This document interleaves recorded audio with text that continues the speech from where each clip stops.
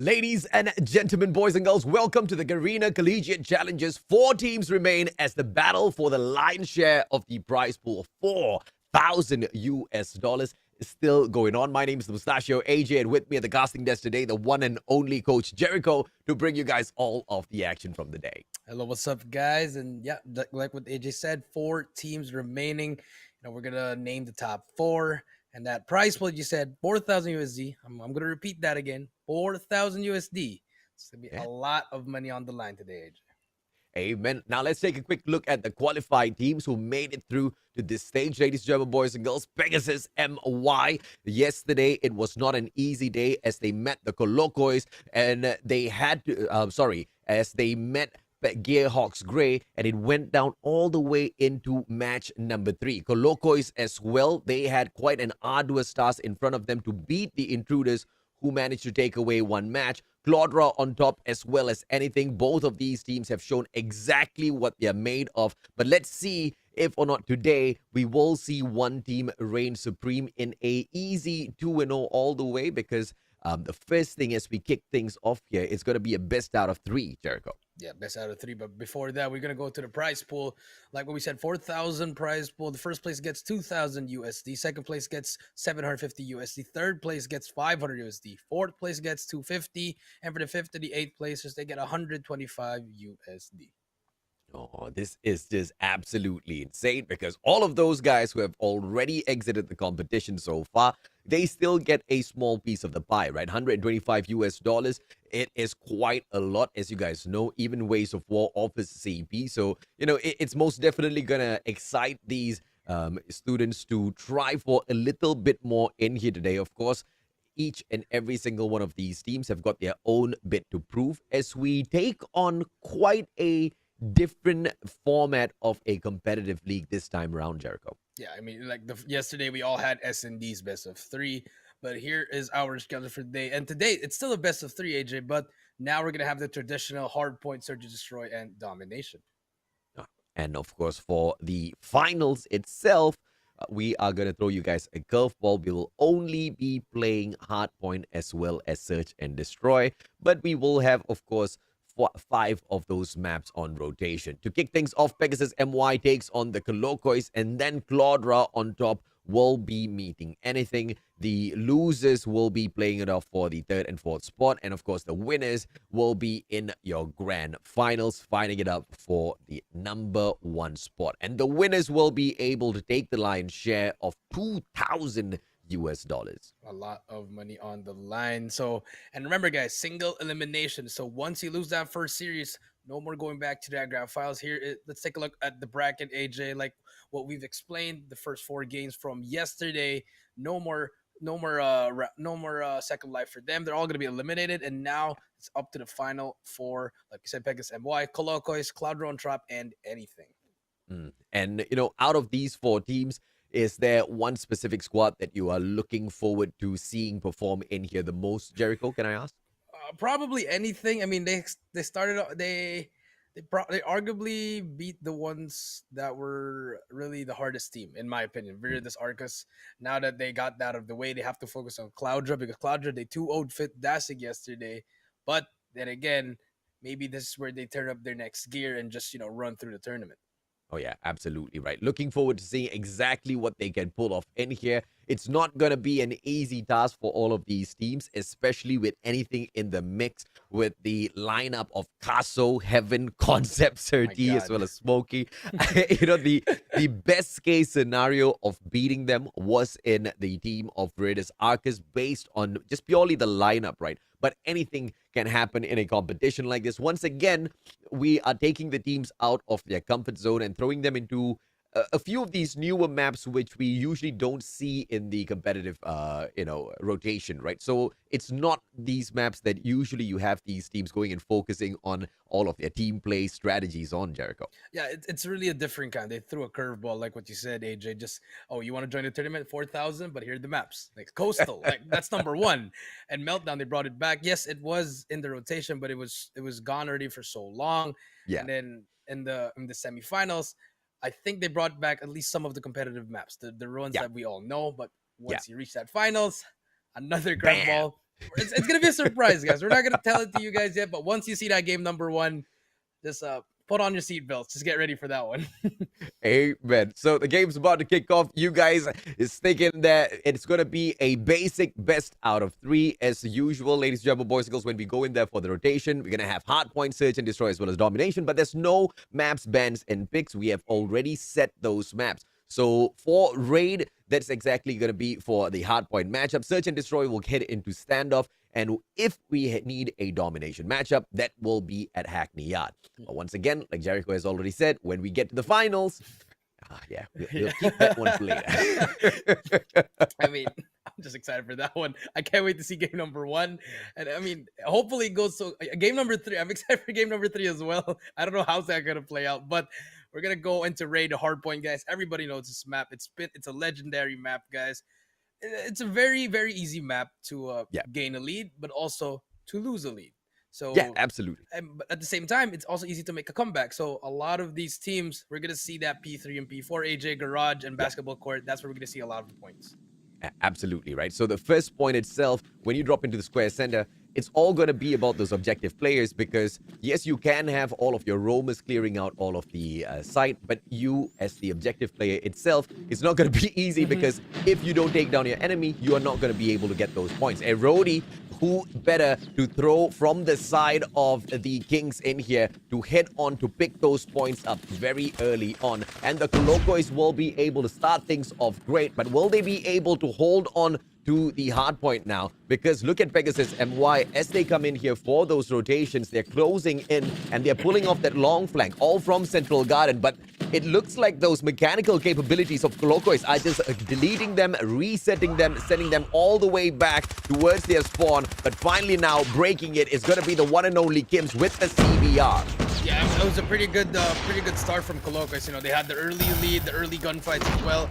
Also have the spawns, but you know, the Pegasus MY, they managed to break it through, get some points there. Finally about to tie it up. And now this should be the battle for rotation. If you look at the map, AJ, 2 players from Pegasus MY already at the back of P2, but they're gonna get flanked by Erodi. Big kills right here. He's gonna get taken out, so that's not gonna be fully theirs now. But as you can see, Colocois already has control of the next one. Moving on. MY are knocking on the door as well. It's a very interesting setup, right? Because they choose to move in through the safe in towards kitchen, and it's just a very small entrance in towards that hard point to play for. Nobody's flanking around garden just yet, and Pegasus MY, they are going to suffer if they do not take the opportunity. Finally, with 2 players now focusing in from the gardens, but locker rooms, they just losing all of their gunfights. They are trying their plays in here. They are going in there for the right rotations, but they're just not able to sustain out there on the battlefield in those gunfights. Yeah, it's true, and it's starting off really flat. You know, I expect Chase to get a lot of these gunfights, but if he's getting shot from left and right, he needs the teammates of Chase, they have to turn it up as well. They're about to reach that 60-point mark, and Pegasus MY, they haven't gotten a point since that P1. But Kimmy here with a KRM, they're trying to do his best here, but it's a little bit too late now. As you see the rotation, they're always first in rotation, AJ, but sometimes they just lose their gunfights. But now they have that setup. Let's see if the Colocois can manage to break it.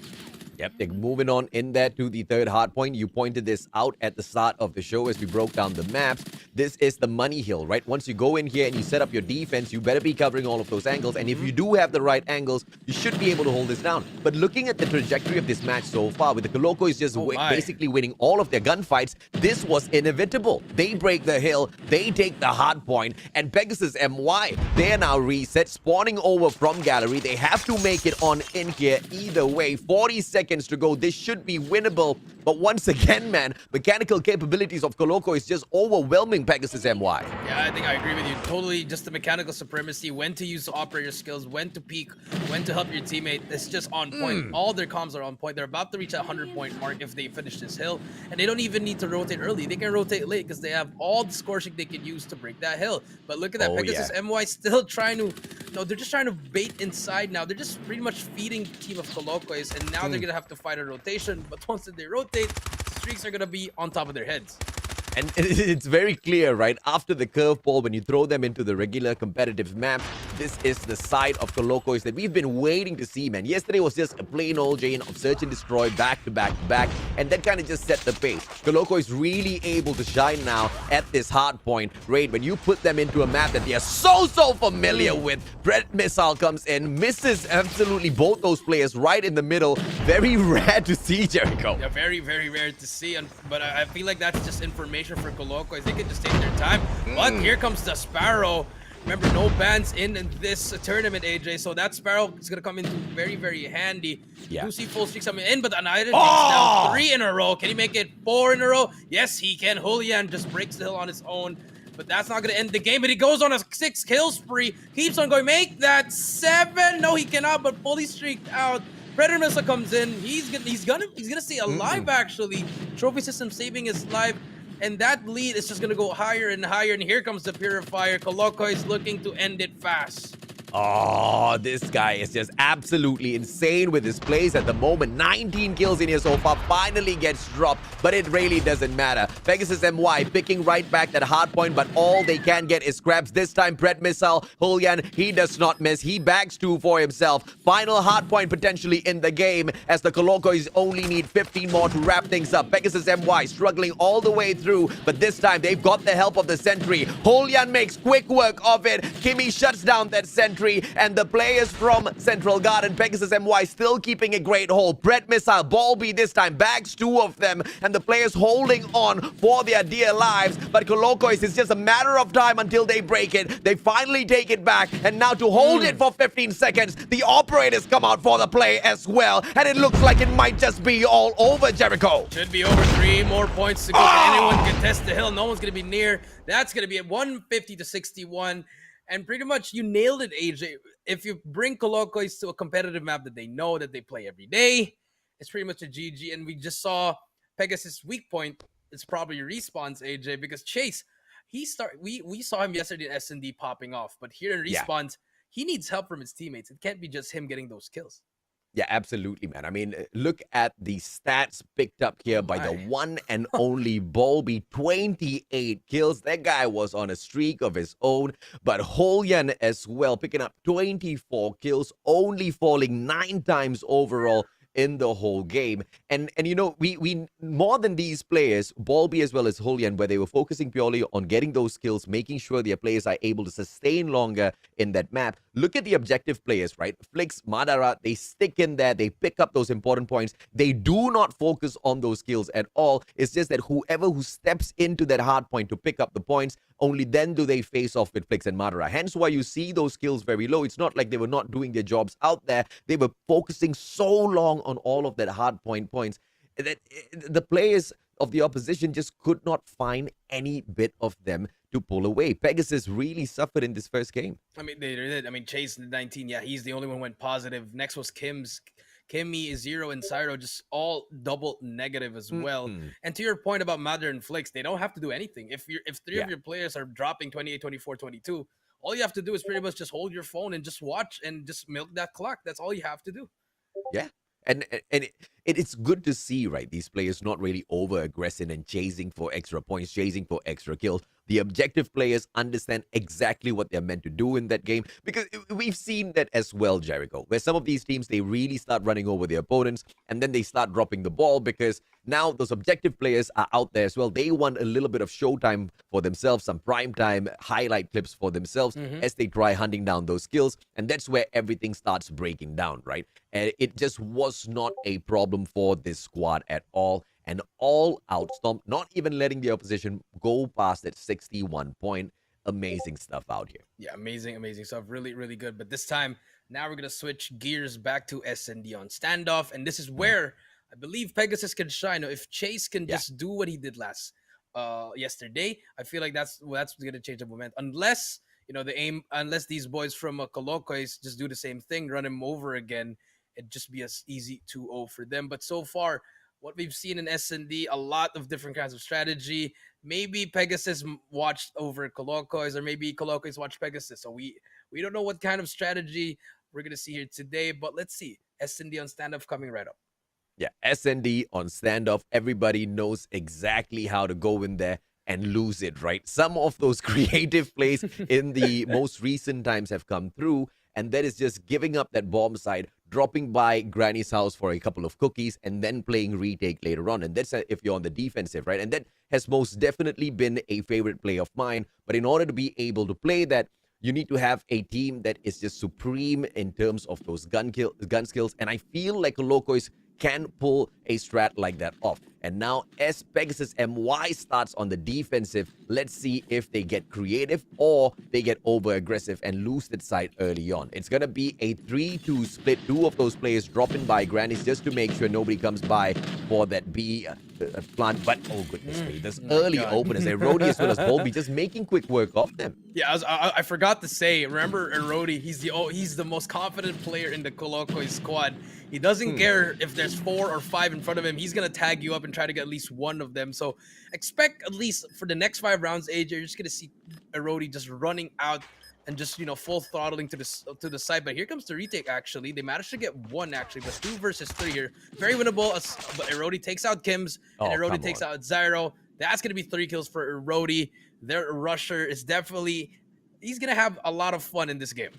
Yeah, absolutely right. And we saw the mechanical capabilities of the Colocois even in the previous matchup. They allow that momentum to carry on into the search and destroy. And Pegasus MY, they need to play retake. I think that, the Colocois are just going to storm the front once again. And Pegasus MY, as long as they keep losing these early rounds in these skirmishes, it's going to be eating up on their confidence. But Madara finds Zyro from afar. And that's just the opener to break down the confidence of Pegasus MY. Flix now stepping deep inside, but Zero will punish him for that. Volby pulls one right back. Kimmy on the ground. A 4v2. Pegasus MY can depend on Kims, but from the back, Erodi will get shut down from Zero. Zero traded out by Holian, just leaving the one and only Kims in Yasivia. Thumper will get the vehicle and Holian taken out, Jericho. That Thumper saved his life there. Kims, though, stuck in a 1 versus 2. Very, very winnable. But unless Madara can get an angle with the sniper, looking at that arrow, they're both looking at that backside. They might expect the stun is out. That should throw off the enemy. But look at that. Volby is going to be a big gunfight. He's going to spot 1, but Volby already pre-aim takes him out. The M13 stronger than the CBR. And now the Colocois 2-0. But look at the way that they switched their strategies there. Very, very good adjustment from Pegasus. Yeah. But you know what? What kind of strategy you should do there? Just try to give up the site, work on the flank. If you can't face them front, you really have to play flank because their mechanical supremacy is just a little bit better. Yeah, absolutely, man. Madara finds Zyro once again. That's the opener, which is just going to hurt them yet again. Now, 4 more players on the side of Pegasus MY. Holian finds Kims, and this is just going to hurt even further. It's high time they start listening, Jericho. They need to play retake, dropping these players way too early, not serving them well at all. They should be chilling out at Granny's house, biting down on those cookies, allowing that plant, and then hitting the Colocois where it hurts with those utilities, stunning them, and then retaking the side. Because at the moment, the Colocois is just banging down the doors of Pegasus MY, and now all they can do is just depend on Chase for a 1v4 clutch. It was a 1v5, but Flix just makes that impossible. Yeah, I mean, you only have 2 ways, retake, or either if you got to stick together as a team, maybe flank as a team. Because pretty much, AIM, they're just really, Colocois, they're just up in your face, just pretty much just rushing. It doesn't matter if they die, as they know that their teammates are going to be there for the trade. And now Pegasus MY, let's see if they can get it around. But so far, the same plays from Colocois over and over again. And Pegasus, they want to do the same thing. Let's see if it works out this time. Flix this time, early punisher on Zero. Zyro tries to find one for himself, does not have any of that aim on point. Madara on the other end will be trying to look for one. Chase finds Flix. That's a double for the guy, but gets punished by Volby, and that's about it. Pegasus MY have lost their most strongest player out there on the battlefield. How will they now find their momentum? 3v4, outnumbered as well. Volby holding down the bomb site right after that plant. That's going to be tough to take down the M13, and he's already going to be in the pre-scope. Erodi, Madara shuts down Kimmy, and oh my goodness, not even at the site just yet. Pegasus MY snuffed out. I mean, it's just all Colocois. Pegasus MY, they're stuck right now. They need to find something, find that energy that they need, find that momentum, switch up your strategy, because you've already had so much information over the fast 4 rounds. Try to switch up your strategy. Have more teammates on the side, or even just retake. Don't even try to beat maybe use different guns. Stop sniping as well. Oh! Okay. I see you, Zyro. Zyro with the first blood. That's a huge kill. And now with that information, you can just hold it back. Don't need to over challenge, but okay. Zyro gets 2 in a row, and that's gonna be the moment that they need. But Zyro, you're gonna spot 2 players. Chase takes him out. Now it's a 5 versus 2. This is the kind of momentum Pegasus MY needed for themselves. Coloco is now knocking on a door that just will not be broken down. Kimmy looks for the thumper, but Bolby still finds him. Don't tell me he's going to be able to get a clutch now. M13 goes in for the spray. Already hit that one player, but does not manage to take him down. Kims finishes it off with a CBR for Pegasus MY to finally find one round before they switch sides. You get 1 round on defense, and now you're on the offensive side. Let's see what kind of offense they're going to bring. And now for Colocois, don't be overconfident. You have to play your right strategy here to end it to a 2-0 immediately. But let's see. But look at Erodi just rushing through the map to the middle. He's going to go through it, through the smoke. Madara takes one. Bolby takes one down as well. Erodi takes one. No, Tims is there for the help. Bolby gets the trade. And now it's going to be a 4 versus 2. This is crazy as Bolby and his M13 just absolutely shredding the opponent. Kims manages to get a collateral with the vehicle explosion, but then traded out by Flix. It's a 1v2. Gimme. Oh my goodness, as the Colocois have the advantage in numbers, it just wasn't good from the start. 5-1 now. Pegasus MY, they gotta hustle if they want to fight back from this, because the Colocois are on match point from kicking Pegasus down to the lower brackets. Yeah, that is true. They need to find something. Zyro, again, taking out Madara. Where was this from the first 4 rounds? They got to start doing this even more. But look at the flank at number 5. That's going to be Julian. He spots 4 players. He's going to get spotted as well. But he's going to get taken out. Erodi takes out 0. Kimmy takes out Julian. So 4 versus 3. Bomb is down. But let's see. Erodi in a very, very bad position. If you try to get 1, he's going to take down 1. He spots 2 more players. Challenges again. But finally gets taken out by Kimmy. 2 versus 2. That's all you need to do. Flix takes out Kimmy. It's all up to Zyro in a 1 versus 2. Now, Zyro, it's all up to this guy. He started things off. He shut down Madara. And that Madara guy was getting all of his players from the distance shots, man. Zyro did good. But now, to clutch this 1v2 to save the team, just to get them 1 extra round in here. Is he going to be able to hit these snipes? He spots that head, but now he gets spotted out as well. Grenade comes through. Hopefully the trophy is on the other end. It was played to perfection. Zyro does get the hit mark. He knows he's damaged up. Will not be able to take the shot just yet. 1 more jump will do it. 48 seconds ticking down. And now 2v1. Will the numbers play against him? Bolby already with the rotation in towards that hotel yard. Yeah, this is a big gunfire. Zyro spots him. Has the Emperor thing. He's gonna get tagged up, but the movement is just there. Bolby ends it 6-1, and that's gonna be it. They're gonna punch their ticket to the grand finals 2-1, and Pegasus MY, they're gonna be sent down to the 3rd place match, and I think that has to be the fastest 2-0 I've seen in the best of 3. Absolutely the fastest. I mean, it kicked off on that hard point at Raid. It was just a one-sided matchup. You know, Money Hill or not, they were just breaking it, cracking through the defenses of Pegasus MY. And in this search and destroy, it was pretty much the exact same story, right? They were on the attack. Pegasus MY just trying the exact same strat over and over again. I mean, after that first round of having, you know, their doors broken down, you think they would change things up. But it's just like the Colocois didn't allow them to change anything up, because that second round, there was a rush, but it was so different in terms of where they focused on. Instead of that B side straight up, they went in towards the mid, and then they wiped these guys out. So just keeping it fresh round after round confused the players of Pegasus MY, which was just perfect for the Colocois. It was just perfect. Pretty much just applying so much pressure. And I mean, that alone was just Erodi, just, you know, being a menace in the middle on offense and on defense as well. I mean, on defense, he's just rushing through the tank, getting all these kills, and it doesn't matter if he dies, because that's all the information they need. And once he relays that to his teammates, all his teammates are just ready. And for the side of Pegasus, it was just really a struggle from the beginning. Yes, they got that round in with the really nasty wallbang and the jump snipe from Zyro, but it wasn't enough. His teammates needed to step up, but unfortunately, they all just fell flat, and now they're going to be in the 3rd place match.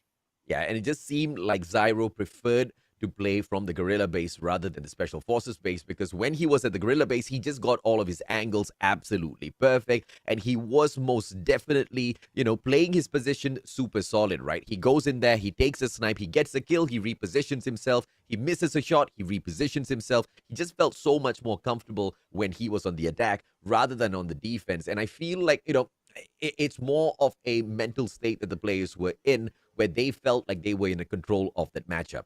And it just feels like if they had had that confidence from the get-go, Pegasus MY would have had a much better day in here. I mean, just bring in the confidence that you brought in yesterday against Gearhawks Grey. Those were not easy matches at all, Jericho. They made it through, and it just seemed much more solid than it was today, unfortunately. Yeah, I feel like it's just the maps also played a big part in my opinion. I feel like Colocois, once they saw that map pool, they were very confident. And Oh, yeah. Pegasus, maybe yes, they were confident, but Colocois is just, as you pointed out from the start of Hardpoint, mechanically better than them, and that it really showed. Bulby and Erodi, they were just really having fun with these enemies. They were winning gunfights, getting triple kills, and if you are Pegasus, you shouldn't be dying to just one person. You need to get those trades. Unfortunately, Pegasus, they didn't really have that energy, I believe, or maybe it was just that first game jitter or something. It was just really they really had an off day, AJ. Oh, yeah, absolutely, man. But, there's still a lot to play for in here. It's not like the competition is all over for them, because at the fourth spot, you get $250. And if you do manage to fight your way to grab that third place, it's a bonus of 250 USD, right? You get 500 USD. So the fight is still not over. They just have to learn from this tough lesson and get on into aiming for the third spot, the best that they can do perhaps in the competition, and just try to not be pushed down into that fourth place. It's not going to be easy, though, because either way, when we look at their potential opponents, we've got strong champions in them as well. Claudra on top or anything. I mean, Claudra on top was the only team yesterday that got a 2-0 victory versus anything which is just a star-studded lineup, Jericho. Yeah, star-studded lineup indeed. I mean, you have Smokey, Heaven, Casso, pretty much just a lot of these players just doing. I mean, you already know they want to win this one immediately. So Colocois, they have to be ready if it's either going to be them or Cloudra. But first, they have to go through each other first. And let's see if Cloudra, if they want to upset a lot of these players, this is actually the right platform to do it. Oh, yeah, absolutely, man. And, it's the best platform to show exactly what you're made of as well. Represent not just your brand, but represent your college as well. I mean, for a lot of these players, that's a thing of pride.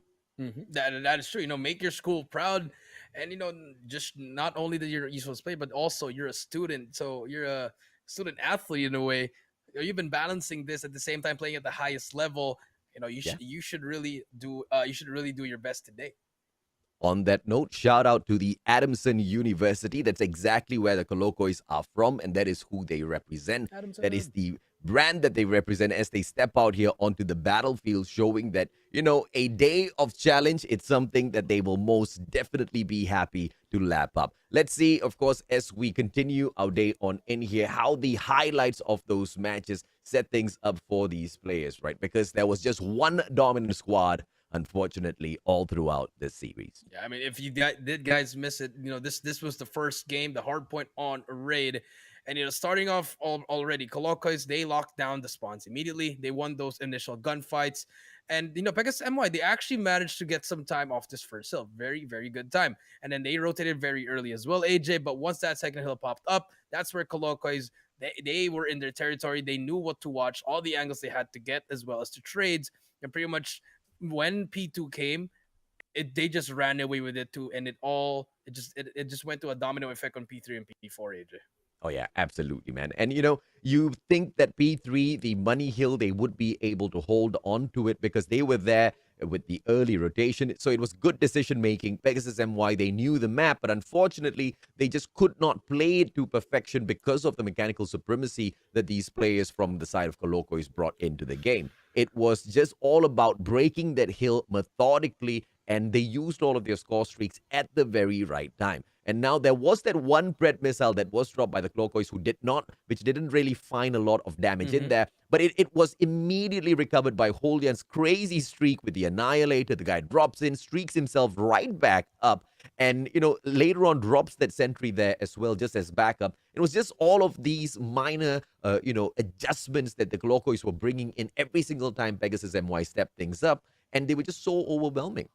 It was just so overwhelming. Every single player of the Colocois in that hardpoint had their moment, and just dropping all the streaks, dropping the operating skills as well, and closing it really, really fast. And now over to the S&D, same story. First 4 rounds, all Colocois, and then we saw that crazy round from Zyro with those this one, the wall bang and that jump snipe. It was really nice, but it was just a little bit too late from that, because once Colocois reached match point, Pegasus, they had no answer. They had no adjustment whatsoever. Oh, yeah, absolutely, man. And, it was a great round taken back by the team of Pegasus MY, but it was just all that, right? Even towards the very end, the final round, as it just broke down, Colocois, they were outnumbered at first, but it was something that Erodi, as usual, kind of just equalizes out immediately, and then just with the mechanical supremacy, once again, shut down his opponents. But, it was good. But against their potential opponents right after this, the teams that are going to be facing each other off in series number 2, that's going to be Claudra on top versus anything. They're not going to be easy ones to take on. It's going to be an all-out SGMY fight in a little bit for the next round, Jericho. Yeah, it's really, really... I'm excited for that next series, Claudra versus anything. But before we get that, guys, we're going to have a quick, short break. And when we come back, we're going to have that match.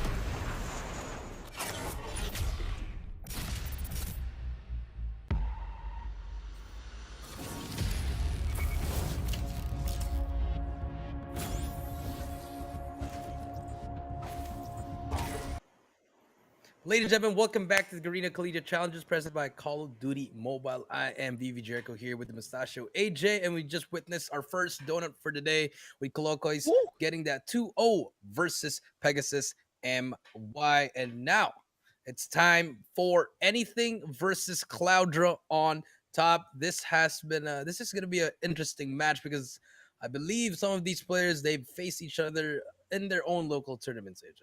Yeah, absolutely, man. Let's take a quick look at the schedule, ladies and gentlemen, boys and girls. Just get a quick recap of what has happened in here today and how the rest of the day will be continuing. Pegasus MY, they got taken down 2-0 by the Colocois. And the Colocois, they have booked themselves a spot in the grand finals. Pegasus MY, on the other hand, will have to play for the third or fourth spot later on in the lower bracket finals. Claudra on top now takes on anything. And like you said, some of their players have faced each other off in local tournaments. And I mean, at the end of the day, this is between SGMY. All of these players, if anything, they know each other as really, really good friends. And, you know, in terms of scrimming with each other just to get to the very top in the world of Call of Duty Mobile esports, they have been there for each other, right? So they kind of, to a certain degree, know each other's strategies, the plays. But what will they be able to bring on in here? Because it's not their usual squad that they're dropping into the competition with.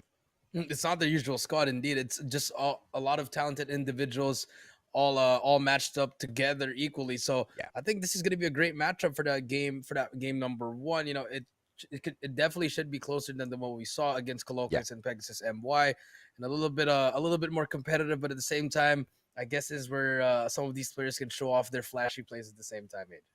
Absolutely, man. And you know, between anything and Claudra on top, I think we kind of know where the match will already be leading towards, just purely because of the star-powered lineup, right? But based on the matchup that we witnessed yesterday, when Claudra on top took on Fit Dasik, that was an easy do-and-know that none of those other teams could keep up with. So as we compare them to anything today, based on match number one alone, from all of these gunfights that do ensue, we should be able to peg whether or not this is going to be pushed into a game number 3, Jericho. Yeah, that is true. And and if you are Cloudra, this game's very huge. I feel like they have to start winning a lot of these gunfights. But then again, looking at the lineup of anything, I mean, Snowkey, Concept, Heaven, Surti, and Kaso, it's pretty hard to say that, you know, you have to win your gunfight, you know, but you have to play smartly, you know, play a little bit with your team instead of just trying to go for yourself. You know, a little bit of faster rotations, and there you go. That's good. You got to work on that spawn immediately, and that is what Cloudra's doing. They're going to go and force that rotation immediately to P2. They're not even going to try to contest that P1 already. They just want to set up on that new hill. But look at anything. They have those spawns, and they can easily break that P2. Yeah, Sad Resparis was holding on to P2, which is just way too early, right? The players of anything, they can finish off P1 and get into P2 super duper slowly, because even though those first few seconds they do not get anything, they've already done way more than enough at P1 itself. And it's technically allowed by you. Claudra on top barely played for those points, barely went in there for that challenge, and now finally they open up P2, they hold on for their goodness gracious lives. But let's see how anything now breaks this. And full on furious firepower, they are not letting it go. P2 held on tooth and nail by Claudra on top. They seem to be winning all of the gunfights in here at the moment, Jericho. Yeah, they are good gunfights there, and now CP Tofu also making a huge plays here, working towards those streaks. Sad gets that hunter killer, brings it out, and now Cloudra on top. This is what they need, that momentum boost that they need. Slowly but surely, some of the players of Cloudra making the plays for the teammates, and they are feeding off that energy. 20 seconds left. Anything, that final push is going to come through here. Smokey going to be the first one in, but they're going to get taken out. And now here comes the rotation for anything. They're going to be able to set up on that P3. And as we mentioned, that is that money hill.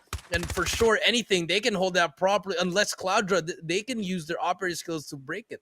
Yeah, anything right now, very quickly with the early rotation, but not with each and every single player. They leave two players just to guard Central Garden, and with two players in here right now, those early rotations from Kitchen towards that next money hill that you were talking about, Garage, is just not going to be possible. Claudra on top, their access gets cut off at the observation deck now, but Eren tries to break the defenses. Smart plays coming through, but Claudra on top, no matter how much they time, but with the Annihilator on the other hand, it will be easier. Eren still not stepping on just yet. Moves away, but unfortunately shut down. The Sparrow into the play now for the side of anything as they try to win this. Hold on, the hill finally gets broken, and now it's the opportunity for Claudra to run away with this. Yeah, this is going to be huge time for both teams, actually. Heaven trying to make the play as well, but here comes anything barging in the middle. Last player alive. Surti breaks that hill. The contest is still in, but they managed to...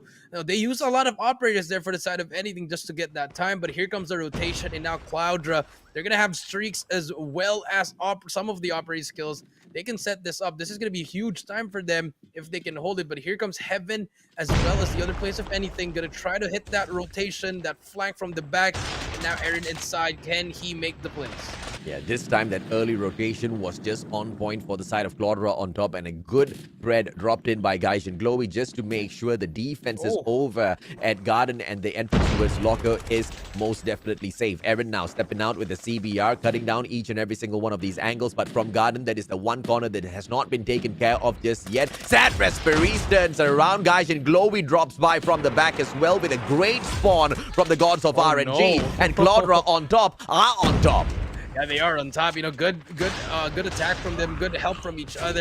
Here comes Aaron with that. Oh, the thumper, unfortunately, but Smokey breaks hill on his own. Gonna be another player, gets help from his teammates, and now anything. They have control of this hill. 100 to 91, very close game, AJ. But here comes Wolfie from the flank, and they make the play. Here comes Cloudra. They're gonna manage to break the hill from the bottom, and now 10 seconds left. Rotation to come through, but P5 not really the best hill to hold anything. It should just be a contest hill. But here comes Wolfie working towards those streaks. Oh, Wolfie now can pull out the Sparrow for the play, but the hardpoint will move on to Central Garden. This is P5, and the players from Claudra on top moving in here. Beeline from the side of Square Center. Yes, they do drop a threat in, but that will not be much of a winner as the players from anything, they surround Central Garden, winning all of their gunfights, throwing one objective player in there. Sleepy Tofu comes in for the play. Still, the Sparrow hasn't been pulled, and that is needed. And if it is brought into such an open hardpoint like this, it's an easy win for Claudra.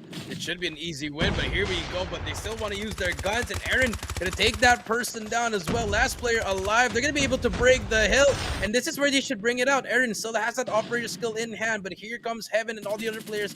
They're gonna hit pillars as well as kitchen, but the rotation's gonna be cut off.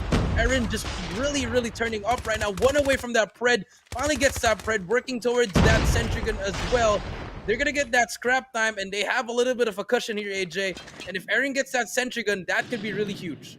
Yeah, let's see if he pulls that out. 127 to 117 now. Anything fighting for their game in here and being forced to pick up scraps as the reset now goes into Square Center. Aaron opens up great against anything. Scarso with a greatly used spread, but anything now, this with the numbers, they flow right back in there. The objective players jumping on in, but Surti with all of the damage from the back helps the rest of his team members pick up those early points. Yeah, I feel like that's Aaron just a little bit premature with that Predator missile, AJ. No one was even near to get that time, and they have to break it on their own. Now Wolfie is gonna get one. He's gonna get two. They're gonna break the hill. Last player on Laundry, but the RNG got Heaven actually spawned behind him, and Heaven can make the play here. He's gonna get one as well, but he's no callouts from the other team, and he's gonna get three players in a row. Let's Glowy takes him out, but Heaven takes himself out as well, and Smokey has to Sparrow can make the play. He's gonna get taken out, and now Cloudra, they can actually win the game here. No one's near to contest, but here comes 13, all the other players. Can they manage to make the contest? 13, first player alive, but Glowy gets taken out. Contest is in, and the game might end. It should end here. Smokey trying to contest. He has to contest. He's gonna get taken out. 2 more seconds, and that's game. Cloudra taking game number 1. Claudra on top after such a lackadaisical approach to Square Center in the first rotation. They showed up, and they showed up good when we hit that reset button, man. I mean, they were just playing catch-up from the get-go. They didn't want to go into Square Center. They didn't want to break it. And such an early rotation into Kitchen, and they gave the side of anything so much of that leeway early on that lead. But at Kitchen and from Kitchen on, it was more than a equal fight between the two squads, Jericho. Yeah, more than an equal fight once that Kitchen came through. Kitchen, Garage, the P2, P3, P4, and P5, that's where it pretty much changed the whole game. And you got to give credit to Aaron, 26 and 18, doing so much at the same time, 1 minute and 40 in the hill. So pretty much he was doing so much. And for the side of anything, yes, Heaven went 29, but other than that, they weren't getting the important kills, AJ. They were pretty much Oh yeah. they were overextending a little bit too much.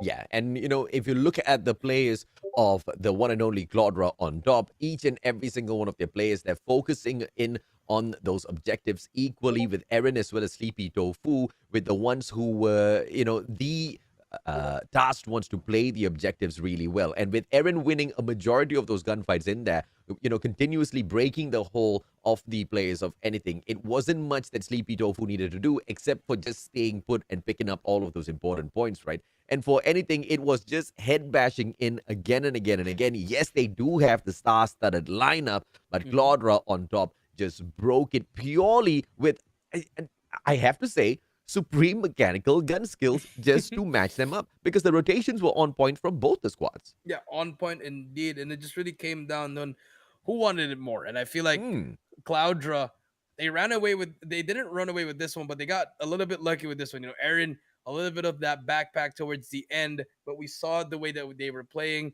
Yeah. just really purely teamwork. They know they're up against an all-star cast and they had to work together as a team. But now in S&D, I think this is where they kind of tickled the beast in Hardpoint. And now here in S&D, this is where probably the comeback of anything can happen. But then again, we may see another 2-0 and Cloudra handing them that L. And that would be the biggest shocker of the collegiate challenges so far, presented by Garena Call of Duty Mobile. But that's exactly what we are in here for, right? To just lap up all of these crazy stunts that these guys pull off in here on show day. Now, as Claudra on top starts off on the attacking side, it will be Bakery for Sleepy Tofu and an early grenade, but the trophy system should have been played by his opponents just like he did. And the early push from the side of anything right up Hotel shortcuts. That's a very aggressive stance from them to catch off the Claudra on top players early, but no aggressive players on the side of Claudra on top making those initial mistakes we see some teams do.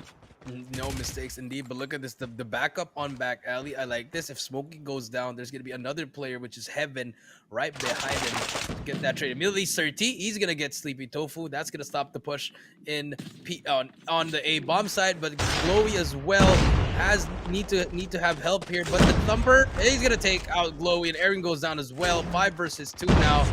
And Sad Wolfie takes out Concept. Still a winnable game. Surti gets a hit marker with that KRM. Manages to take him down. Last player alive. And Heaven takes out Sad Respirize. And now that's going to be the first round for anything.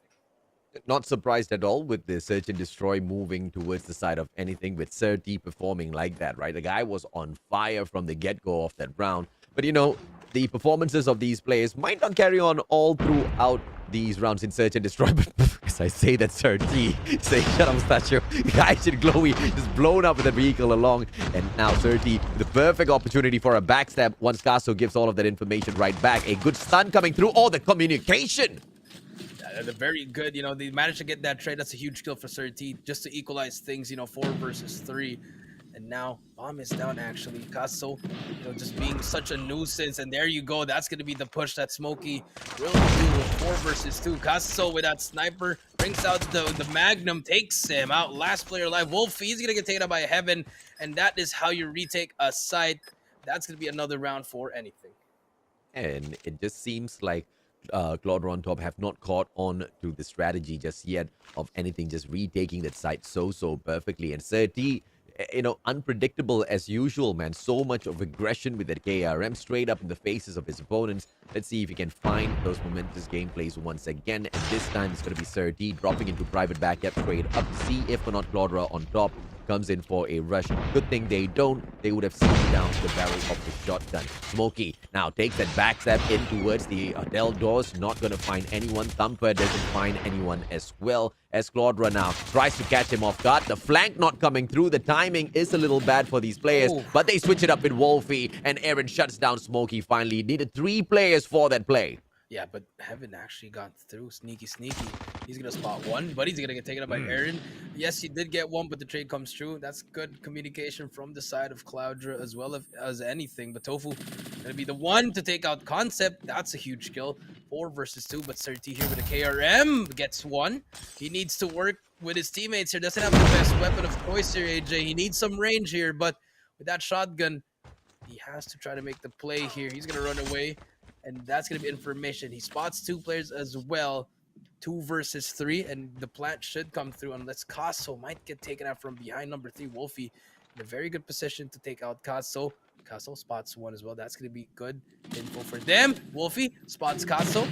Doesn't have a great weapon. Surti takes out Aaron 2v2 now, and Wolfie going to get tagged up as well. But he needs help from his teammate, but his teammate just planted the bombs. There's going to be one player in front of him. He takes out Surti. Last player alive, Casso stuck in a 1 versus 2, and Glowy finally takes him out. First round for Cloudra. Yeah, great stuff from Cloudra just to make this comeback in here, and anything. They just seem stumped in that situation. But Surti just holding down the fort really well. Unfortunately, the numbers did catch up with him. And the shotgun versus the MX-9. MX-9 just having so much more of the bullets chugged out in comparison to that shotgun. It just needs a little bit of time to ease off on for that reload. It's going to be 2-1. Cloudra on top. At the bottom at the very moment. Not something that Gaj and Glowy cannot change for the squad. Yeah, Glowy though, trying to get that snipe, but Casso was in a different angle in heaven, very, very aggressively, taking over that graveyard near bottom brown. Concept as well. A lot of angles. But there you go. Glowy takes out heaven. That's the first pick that they need, and they're gonna move their way to the bomb. Tofu gets taken out, but the trade comes true. Casso takes out Glowy 3 versus 3. Offense will stall a little bit here, but Casso has that side on his own. But the bomb carrier in a very bad position here. Smokey, he's gonna spot that player. It's a huge gunfight for Wolfie. If he dies, bomb will go down. But Wolfie just going all the way back to their house. And this could be called the timing right here. Casso, and just like that, that is some timing there. He takes out one, spots another player. Surti brings out the thumper. Doesn't hit anyone, but Smokey's going to be there for the help as well. Just an all-out war back here. Wolfie takes out Surti. Smokey gets taken out as well by Wolfie. And that's going to be 2-2. Cloudra on top, answering back. Just a lot of good adjustments from them. A solid plays coming through from Cloudra on top, back to pull it into an equal state. 2-2 now, and anything with Surti, they've depended on him a little bit too much. Are they going to be able to pull back? Heaven has hit those snipes, but those, every single hit that he has taken had come with a cost. This time, he holds on to a very aggressive position yet again. I don't see the plays coming out from Heaven as he holds on as an aggressive sniper, because he does get those kills, but getting traded out will not be helping anything pick up these rounds. Yeah, just a little bit too aggressive for my liking. I mean, if he wanted to use that aggressive angle, probably use a different gun. Use the AS Vada he always loved. Just a little bit of just use a different kind of gun. I think that's going to work out. But then again, he shuts me up and he gets a kill, gets away with his life. 5 versus 4, AJ. Yeah, but it's just a matter of time before Cloudra on top just catches up with that play, right? Casso will be able to spot one player. Immediately repositions himself. Information better than getting that kill at Surti. Place that info. Sends out the stumper, does not find a kill. Second one does get the hit mark. Damages up the players good. Casso taken down. He needs to go in and take down said Wolfie. 2 shots in there, not able to get the job done. Grenade pulled out for the pop. But no, it is going to be the other players from Cloudra on top just holding on to that bomb site for the plant now. Yeah, but Tofu is there for the flag. He gets 1. He gets 2. And Glowy takes out Surti. 3-2. The switch of sides is coming through. And now, Cloudra on top, leading the game with 1 round. But this time, anything is going to be an offense. Now, let's see what kind of anything are we going to see. It's a good setup here from the side of anything as they send out a 2-1-2 bomber just holding back at the Guerrilla Avenue, waiting for information. Where does he move on to? Is it a B or A bomb site? And player number 2 is going to be the one and only Concept taking on Sleepy Tofu. Backs away behind the wall. Sleepy Tofu with, oh my lord, what a play! Backs away for the reload, but pulls out his secondary, thumps out Concept. And now Sleepy Tofu finds another one, but Smokey smokes him out with a 25. And let's see what else they can bring in here. A good trade coming through from both sides. Yeah, good trade indeed. Casso, unfortunately, doesn't hit that stun. but he did get tagged up. Lowy takes out 30. 4 versus 3 now. Heaven gonna be in the side alone. Oh, Unfortunately, gets a hit marker. what? Gets 2 hit markers. Brings out the Magnum, but he's gonna get taken out by Sad. Casso goes down. It's all to Smoke in a 1 versus 4. He's gonna spot the player on the left. He's gonna get taken out as well, and Cloudra on top. 4-2. Yeah, this is like the worst day for anything right now. Almost getting kicked down into the lower brackets. Cloudra on top, remaining on top. 2 more rounds to bag this, finish things off on the defense. They just look so much more confident. And now, as they take a 3-2 defense on their setup, 2 players sitting down inside of Rabbit Backyard. So much of the utility sent out. Heaven, one more hit mark. He's not going to be happy, but 13 finishes off Sad Reprise. It's Sad Tofu who hits back against Heaven, but then taken out by Concept. Great trade. Castle backs a double, and now Solo here for Eren, the MVP so far in the previous match. Can he back this? Finds a player, no trigger discipline, pops out the smoke, gets into the second floor of Bakery to play his position smarter, but the rest of anything, they have backed away from this engagement. They've got the plan, they're holding on to everything now, and now they take back 1 round as well. Yeah, that's good. That's a huge round for anything. They needed to stop that momentum, and I like what they did. They just wanted to get in the site. You know, stop trying to do these other strategies.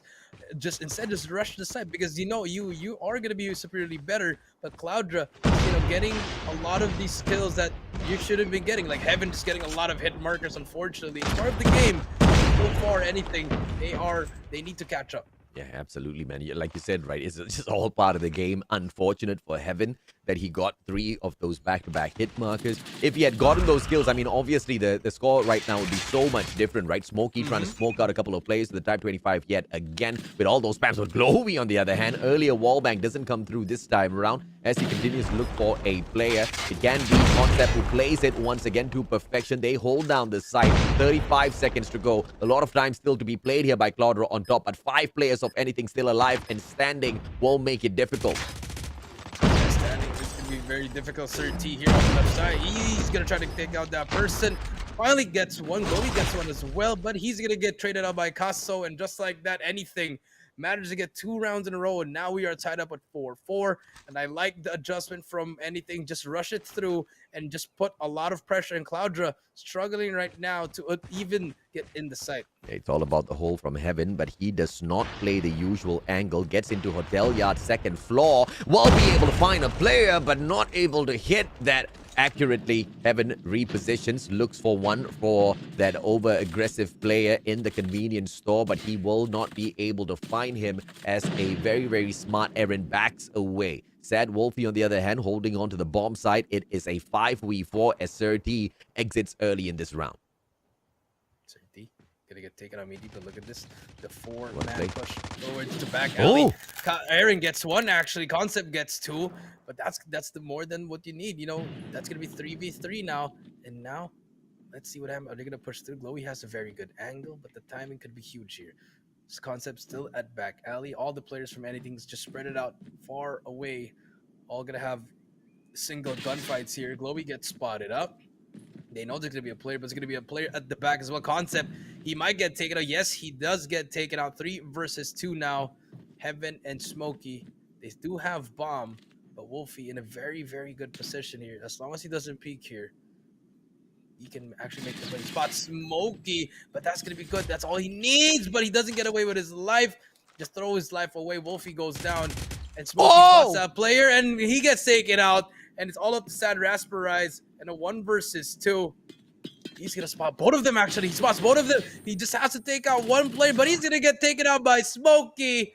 5-4, match point for anything. That was a life-saving, game-saving flash for the side of anything. If the utilities were not used to perfection at that point, I do not doubt at all that would have been a 1v2 perfection for Cloudra on top to make this 5-4. But instead, that advantage of point is held on by anything. Heaven spotting out 2 players will not be able to take either one down. That wall bang, though, hits to perfection as Sad Raspberries gets taken out. But it was an early grenade that took out a player from the side of anything as well. Sleepy Tofu shuts down Casso, and it's still a 4v3 here, Jericho.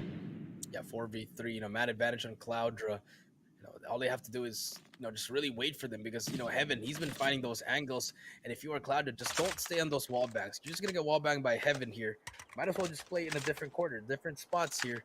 Now Heaven trying to watch over. He did see that grenade, so that's gonna be information for him that there's gonna be a player at back alley. Nothing yet to do. A minute left. A lot of time here for the side of anything. You just have to really hold it down and try to get another pick here, because man advantage is on Cloudra, and no one is actually near an engagement besides number 5 and number 4. Aaron and Tofu, they have their hands full. Huge gunfights coming through. Sleepy Tofu. Getting sleepy, waiting for an engagement, probably. But now, fire. A lot of information given away. Aaron gets a hit mark as well, but will not be aggressively chasing down, hunting down his opponent. Holds on to his angles.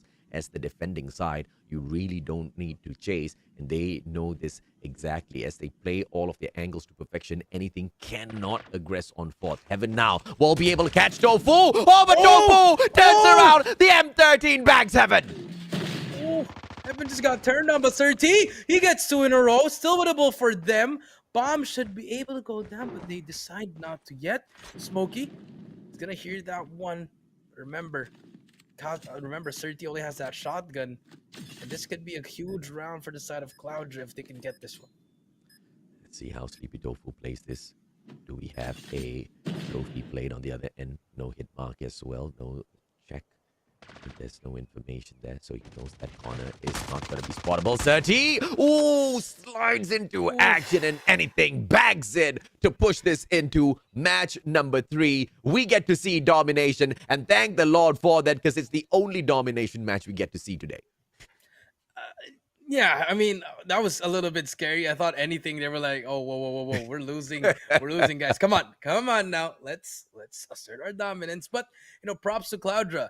I saw what they did there, but they were losing 4 versus 3s, 4 versus 2s, 3 versus 1s. Just really unfortunate timings against, great individuals that can actually clutch up in those situations. Yeah. But other than that, valiant effort. But now in domination, I think this is where things changed for the side of anything as well as Cloudra. Yeah, Surti had to step it up after Heaven, as the sniper, just kept holding on to, I would say, very, very aggressive angles that obviously guarantees you a kill, but it doesn't really guarantee you sustainability out there on the map, right? Very easily gets turned on, and as he holds on to these aggressive spots, most of the time he wasn't even covered by another player, and, once he got traded out, you lose your sniper. The players of anything, they just lost momentum, and the catch-up was really good on the other side, right? Because when you look at Cloudra on top, you had Gaijin Glowy on fire. Sleepy Tofu was hitting as well with those M13 shots,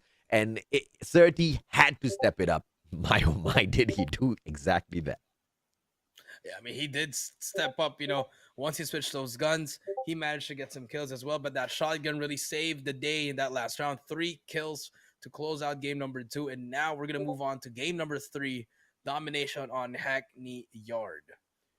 And this will be the only domination match you guys get to witness, because later on, yes, you do get to witness a best out of 5, but that's just going to be bouncing back and forth from Hardpoint and Search and Destroy. Yes, you heard that right.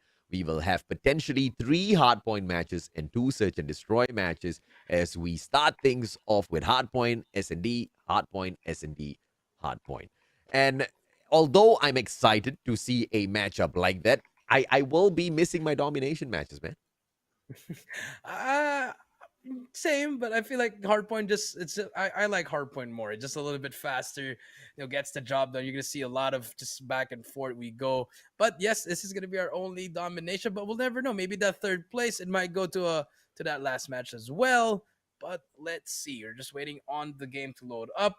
It's coming to you guys. Hackney Yard, very, very difficult map to master, but I believe I'm going to give the advantage to anything here, just because these players, they've been playing this map for a long time. But no disrespect to Cloudra, they shut us up in that game number 1, AJ, so they might be able to do that again. Yeah, let's see what they can pull off at Hackney Yard. This is going to be a domination matchup that is usually easy to break down as long as you know the map. And with Hackneyard just being in rotation for competitive for so long now, there's no way both these squads have not jumped on in and learned it in and out.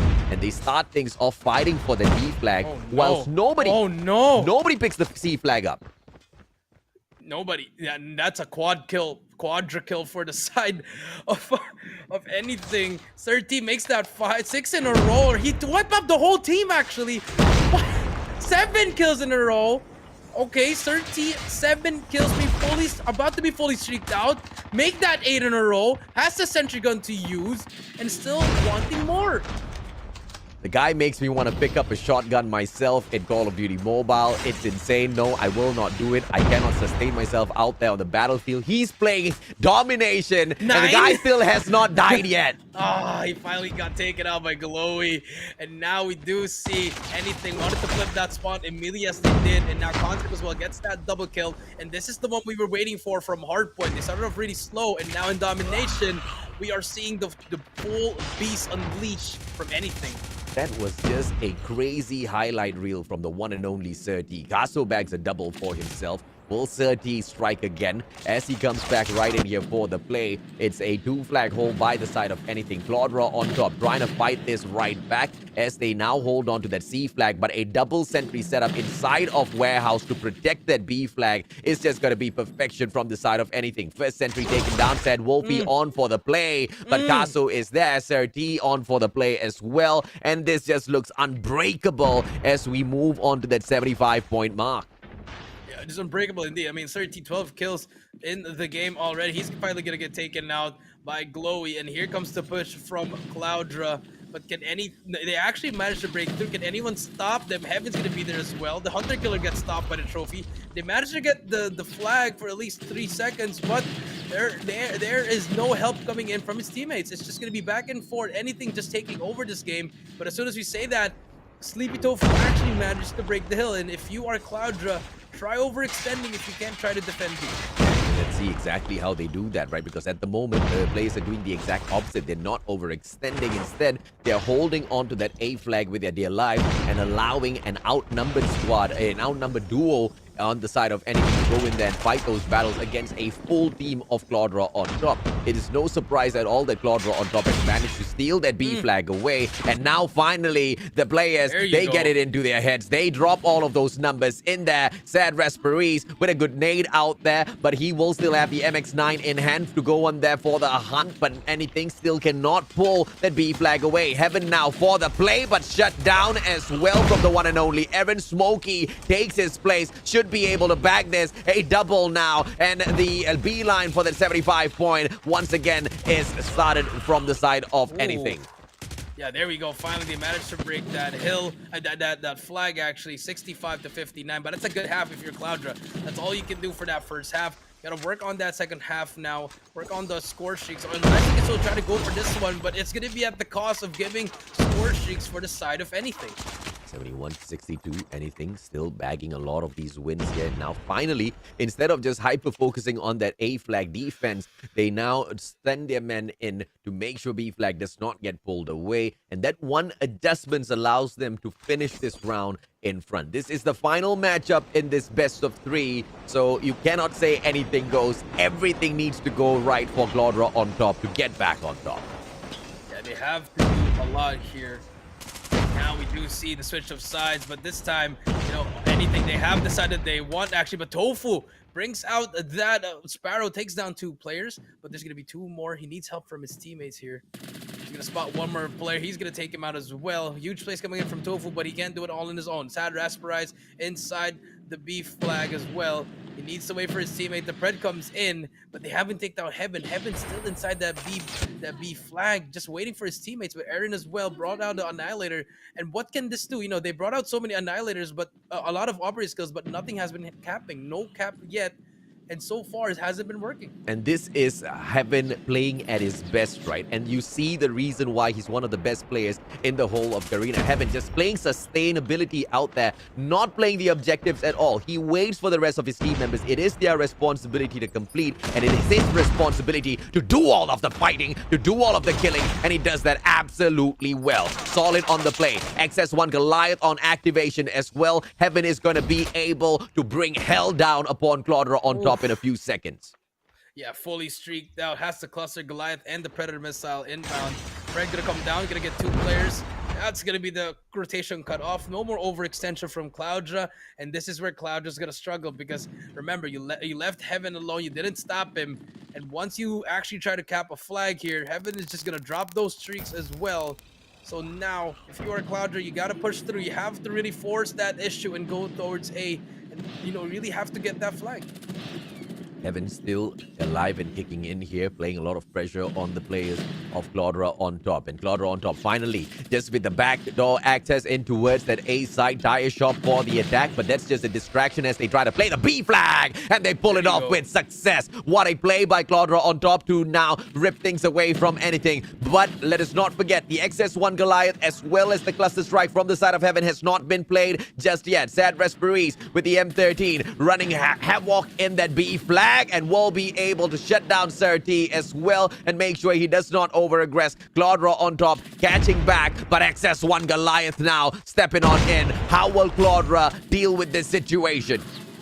Yeah, they have to try to destroy this as fast as they can, but it's just gonna be a bait. They're just gonna use that Goliath to get some time on that B flag. Now it's gonna be capped, but here comes the Sparrows and the operator skills being put to work, but Heaven is gonna be there to stop them as well. There's only gonna be a last player alive. That's gonna be the last player, but Rasperize takes him out as well.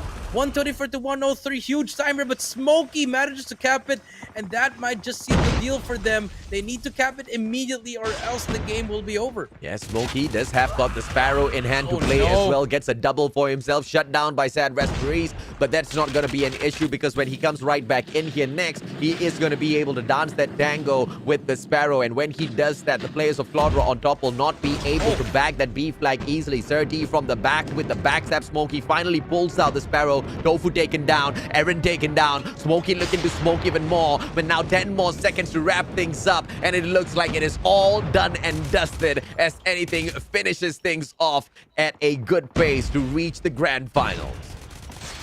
I mean, that's gonna be a GG. Anything showing why they are a force to be reckoned with. I mean, I guess that game 1 was a little bit of a fluke there. Just trying to feel out the process, and then once that S&D and domination came through, they wanted to end it as fast as they can, and they did. AJ, they punched their ticket to the grand finals, and valiant effort for Cloudra. They gave them a great challenge, but they're going to be fighting for that 3rd place against Pegasus MY. A super solid play by the players, and now if anything, minimum of $750 has been secured for the Colocois as well as anything. Pegasus MY and Claudra, they will be the ones facing off right after this, so there is no rest for Claudra on top. And I feel like that is okay because they bring in this momentum, they bring in the furiosity that has already been building up in this matchup against anything. And for a fact they need it against the Colocois, who was so pumped up earlier on as they took Pegasus MY 2-0 easily with a streak. Yeah, I mean, it was just really, really, they need everything that they can to actually, they need that momentum. And I guess it's a good thing that Cloudra went against anything, but unfortunately they did lose. But Pegasus MY, they're gonna feel their wrath because they're probably pissed off. They could have beaten anything there in that S&D as well, in that domination, but they're just gonna take out their frustration out on Pegasus MY. Yeah, and I think that's exactly what they're gonna do here. But it doesn't really matter, right?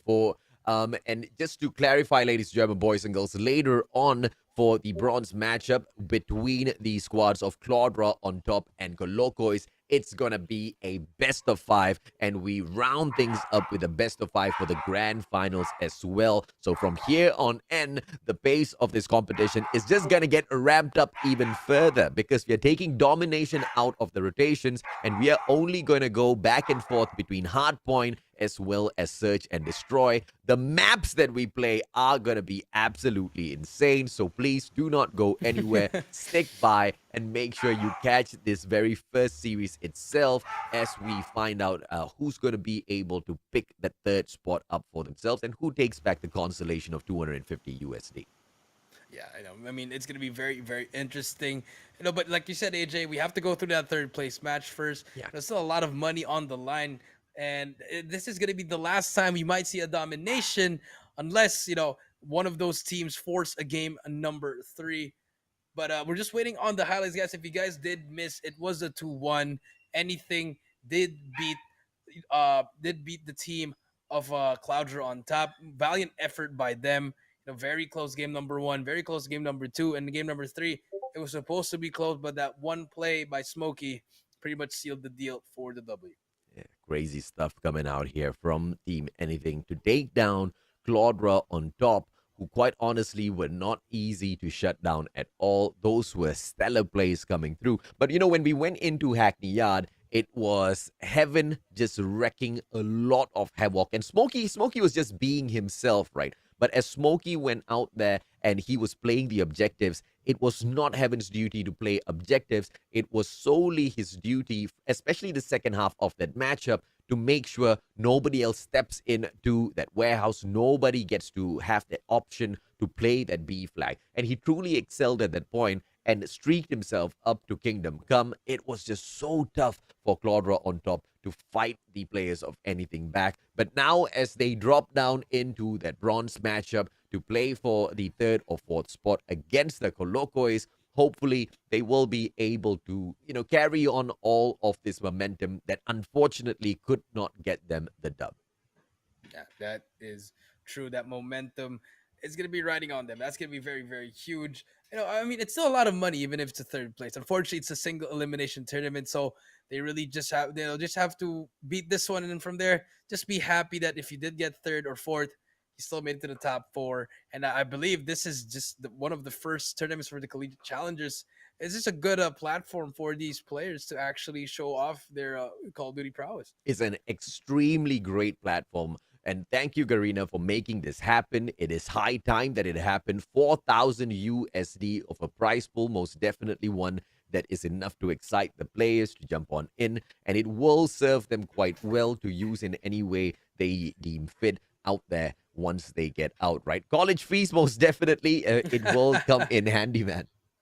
It definitely will come in handy indeed. And now let's take a look at the highlights of this series. It was Anything versus Cloudra on top. Start off in the hard point. Very sloppy hard point from Anything, actually. I mean, I think they were just trying to find something here.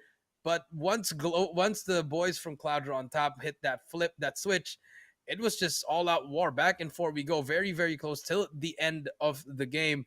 Just really, no one really had a huge lead. Yeah, and Anything, they tried to force their way right back into the garage. They did manage to get that done, but it was Claudra on top with that perfect break that made sure it put Anything on notice in this matchup, right? And then as we drop back in there to that fifth hard point and for that reset, it was a whole new side of Claudra on top.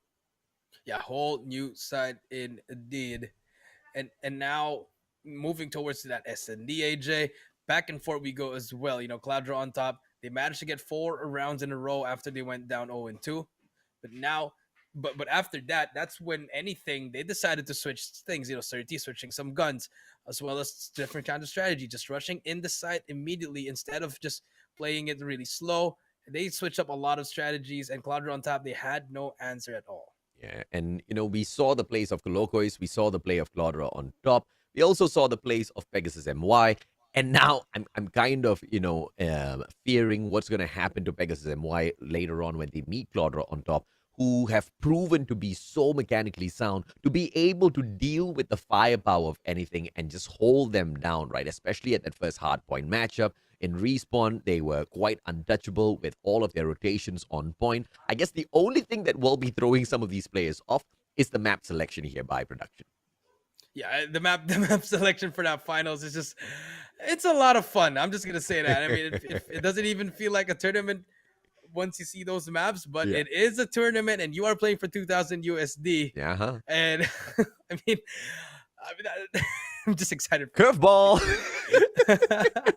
I mean, obviously, like after the players had signed up for the competition, they looked at the rule book. They had a little bit of time to go in there and perfect some of their plays, some of their rotations in here. Because, okay, you know what? Without further ado, let's just reveal the maps, right? Because as we start the back and forth, because the bronze matchup as well as the grand finals, both of them are going to be best of fives, right? So we'll start off at Hardpoint Russ. Then we move into Search and Destroy Meltdown for map number 2. And then Hardpoint Scrapyard back again for game number 3. If there is a game 4, it will be Search and Destroy Standoff. And if there is a game 5, that will be Hardpoint Raid. So based on that, my friend, it's only the final 2 maps, if we get there, that a lot of these teams will be super familiar as well as comfortable with. Because when you're preparing for the pro stage, these are the maps that you kind of go in there and focus on.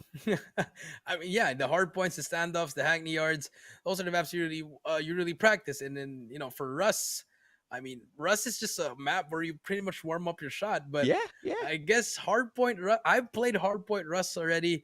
It's just going to be chaos, man. Yeah, it's going to be chaos. You're going to see people spawning on each other. Yeah. And you're just going to see people dying back and forth. SMD Meltdown, it's been there for a while. And Scrappy or Hardpoint, it's not really the best map for Hardpoint. It really isn't, but it's a lot of fun. Like you said, it's a map that we usually jump on into to warm our fingers up, just so that we can go out there and be guns blazing. But in a competitive setting, when you throw these players into Rust, maybe they'll show us something different. Or maybe it's just going to be chaos, man. We will find out. But either way, ladies and gentlemen, boys and girls, let's take a quick short break. When we come back, it's the bronze matchup and the fight to see whether you take back 500 or 250 USD.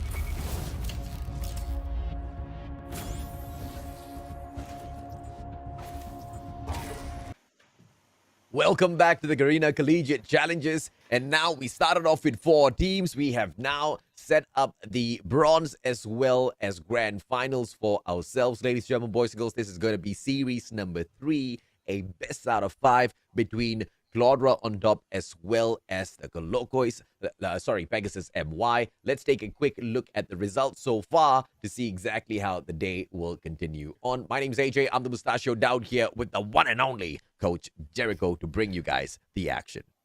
Yes, thank you, AJ. And now here was the schedule. We started off today with Pegasus MY versus Colocois. Colocois taking that 2-0, first owner for the day. And we went, and then the next match, Cloudra on top versus Anything, 1-2 Anything, punching their ticket to the grand final, setting up their match against Colocois. But before we get through that grand finals, we have to get to that third place match, Pegasus MY versus Cloudra on top.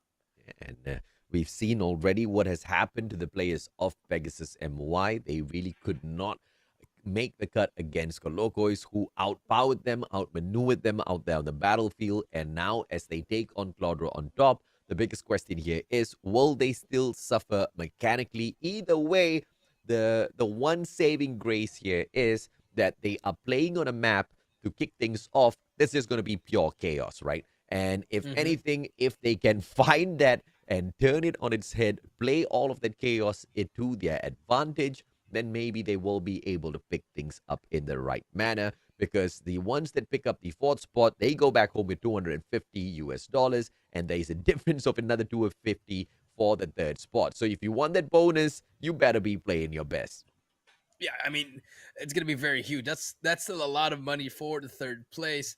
But at the same time, we talked about it, Cloudra, they're going to be running with that momentum as well as that frustration, and they're going to take it all out on Pegasus. But maybe Pegasus, they can turn it around in this 3rd place match and, try to find that groove that they need. Because in that first series against Colocois, I just didn't really see anything from them, unfortunately, which is really sad to see that.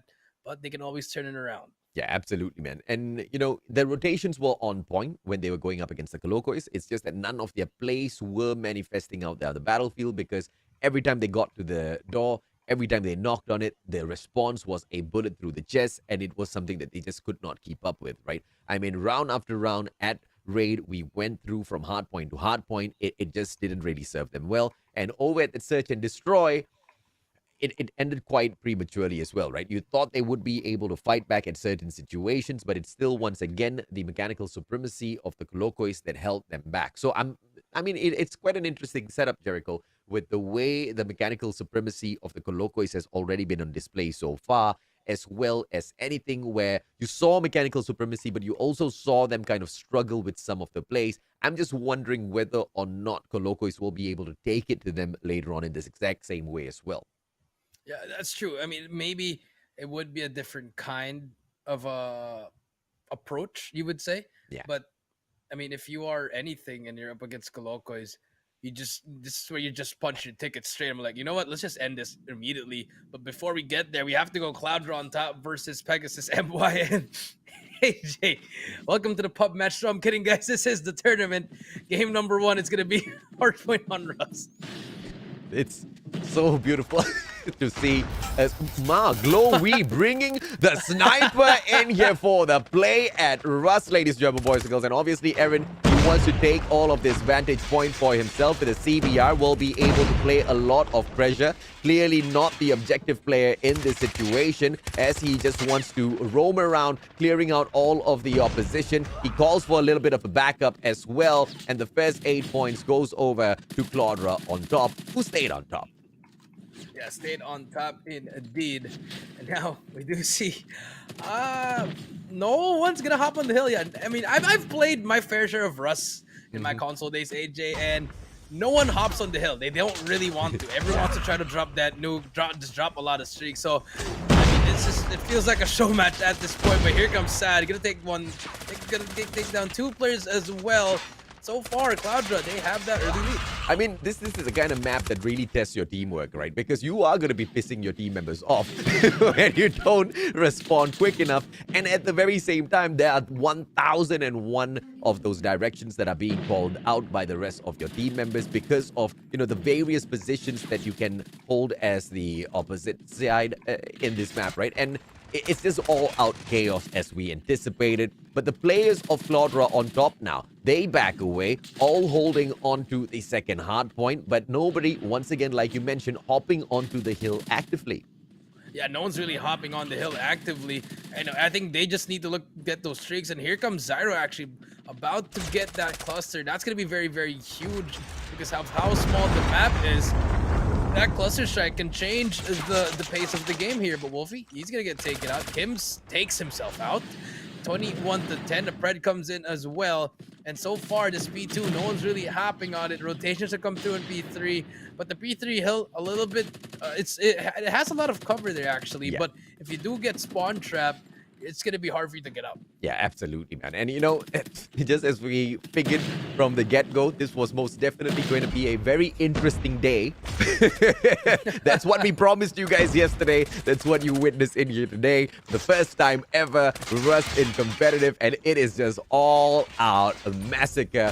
For any team that chooses to jump onto the hill, they are going to get shut down one after the other. Now, the rotations, we are not going to be judging them too strictly in here because it's not a map that everybody is excited to go in and, you know, practice on, right? And like you said, Jericho, the players just spawning above one another. It's just all out chaos as you try to spot out in front to the back. You start spawning out of one corner, and the map is just so small that you just do not know how to anticipate what the map is going to throw you right next. So you just have to play a lot of these situations offhand. Yeah, I mean, you know, I don't even know how to cast this map. I'm just gonna say, just play like it's a pub. Just enjoy with your team. Pretty much the only tip I can say here is just win your gunfight. That's it. I mean, that's all you can say. You can't really have any kind of strategy here. So far, I mean, Cloudra on top, they kept it really close. 45 to 43. No contest coming in, but now this next hill, this one is actually where a lot of the teams in public matches, they just stack this together. At least there's 4 people inside of it. But I don't know, did anyone get that cluster? There you go, that's the Pred from the side of Cloudra. They're gonna get some time here.